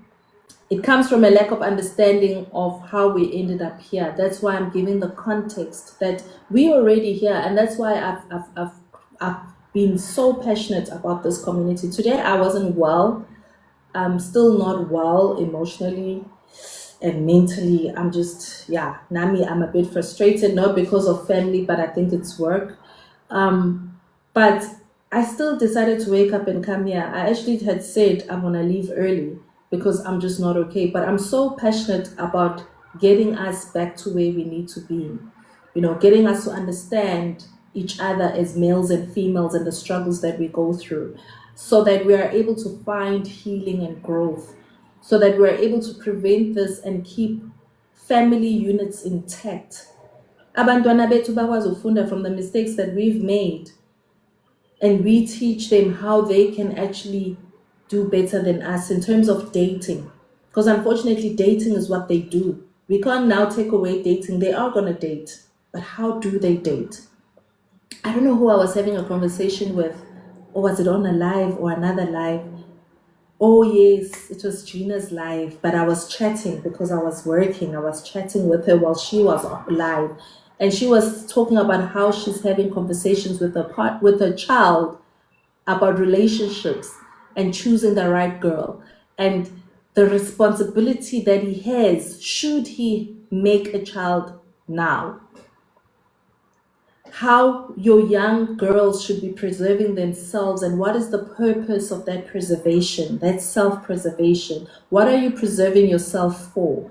Not a man, not a woman, for yourself and your own spirituality and your own cleanliness, spiritual cleanliness, or okay, vocab, but you get what I'm saying. We need to pass on that knowledge to our kids. Thank you. From giving them the lessons of our struggle so that they can learn from us and not make the same mistakes that we have made. But over and above that, we teach them we are a community. Because, ingane, they don't only listen to their parents. Sometimes kids get the message better from aunts, uncles, their cousins. So if this is the conversation that we can spread right across and talk to our children and engage our children, then we'll be able to get this message to our children in a way that sinks. It sinks in. We spoke about the legal framework, and one of the questions that came in today is why do we even have to end up going there? And it's because of the reasons that I've just mentioned now, that when we get into relationships and when we get into marriages, we don't get into them for the right reasons, it's not intentional. We subconsciously unaware of ourselves that we end up in the wrong relationships or in relationships at the wrong time when we are not fully self-aware of who we are and what we want out of life. And we end up cheating, abusing, and all of that. But there's a war against us black males and females, and I want us to come together. So that's why we need the legal system, because most times when you do break up, when you do go through a divorce, even a divorce, we go through it. You can't divorce a person without the legal system. But this whole marriage thing and the law situation, it actually frustrates me. So I don't want to delve deeper into that. It's something that we can discuss another day. But we unpacked today the legal frameworks governing blended families, from the Children's Act, Maintenance Act, the Domestic Violence Act, and just dissected how the courts can help us, the different courts that we have, how they can help us. I just want to go back to the courts that we talked about. It's the children's courts, it's the maintenance courts, it's the family advocate's office, which I think is the most important one when you're co-parenting. The High Court for more complex issues, and the magistrates courts for protection orders and under the Domestic Violence Act. So those are the courts that we have available that we can then navigate how we then deal with our co-parenting, blended family, and family issues. We also shared practical tips. We got that from our panel. We also got that from the discussions that we had before we brought up the panel, practical tips on navigating challenges within a blended family. And I hope this session has given you the confidence to continue to fight. The one thing that we didn't delve in with Ulan is the fact that he actually does have a co-parenting plan. He managed through his divorce. Obviously, I think with divorce, it's a bit easier because there's already a system in place and an order of how things should flow. But they had a divorce, they had a parenting plan, a maintenance plan. When he found out that his child was moving to Newcastle and he felt like he needed to stay with the child, he engaged his legal advisor so that can be documented. The child now is with me, which then takes away the complexities and the fights that should happen. So there was an engagement, and the mom was engaged that yes, the child was in transit going to Gogo's house, but I'm here as the parent and I would love to take care of this child. and that worked out for him. Yes, there's other issues now that he's facing in his blended family, but the legal system does work, and there's evidence of that. I also shared other stories just from the net that I saw where people actually dealt with their challenges with the court system and how they've won, to a point where a stepmom was able to get visitation rights for their stepchild because of the bonded relationship that they have. So if we've engaged a lot. If you weren't able to get your questions across or discussions across, or you still want to engage with me further, I would also just encourage you to go onto my website. So there's a subscription option, so you can subscribe, where you get all the email communication that I sent out. And the new thing that I've started now is to draft a short blog that will sort of like give you insights on what we're going to discuss on the Saturday. And then I will go through what I've written on the blog and then bring people up on the platform to have a further deeper discussion on the topic. And I would like to urge you that when you do come up, you stick to the topic. But also what I have on my page, on my website, the link is on my bio. Also what I have on my website is a link to a form where you want to just share insights or a question. You can just send a message to me through the platform on my website. And then over and above that, if you want to just have a chat, then you can book also. I've got a discovery call option where you can book just an appointment for us to have a one-on-one discussion. 30 minutes is free, don't abuse me, but it's also going to be after hours because I am a working woman and I have an 8 to 5. I have an 8 to 5 still, so it will be after hours, but we can have that discussion. But a discovery call will be just that first call with one person, and you're not going to have more than one discovery call. It's just to make sure that obviously we're able to maintain the website. We are able to, if you want to have further calls, that I'm able to maintain that website and the engagement. But also what that website does with this a community. So if you subscribe and you download the Wix app, then that community option is there. I actually forgot about that, and I've had it for years. It's just that I haven't been interacting with the tool. But there's a community option. So if you want to subscribe, then we will start to have a community, and then we will continue with the engagements there. So I will actually assess how I do those engagements on the page. Our next topic, I don't have it yet. I've listed it, but you will be surprised because I want you guys to go on my website. I need to have that movement on my website. So next week, we will dive into another emotional topic, but we will actually be looking at one specific legislation. We will be dissecting that one piece of legislation from the legislation that we've spoken about. We will dissect it, go deeper. So I want you to, if you subscribe, you will get the email that will take you straight to the blog. Go through it so that you can have your questions ready, so that we can have deeper discussions. And it's not just me having all the answers, but it's also us just interacting on that particular legislation, talking about the challenges. If you have overcome, then you'll share, this is how I've overcome the issue, this is what I did, this is what what happened, this is the act I used, this is the court I went to, and it worked or it didn't work, so that we can be able to be stronger in this thing and work with understanding. I feel like sometimes we just want to do things off the cuff without actually understanding what we're doing and what our rights are. And that's the biggest weakness, especially for men. I was watching another program where the woman said, I don't want your girlfriend. And this guy's now been with this woman for 5 years. And he's like, I don't want this woman near my child. And they're like, why? And she says, because I'm the mother. And he won't see his child if he's going to bring that woman. Why? Because I'm the mother. And it's not a black woman, by the way. And the answer is because I'm the mother. That's her justification. So next week we'll be dissecting another one. And then we'll just be, looking at the family dynamics as well that are linked to implementing certain things in our families that are guided by legislation. Guys, we know we're not perfect. Blended families are not perfect, but they are a reflection of love, hope, and resilience.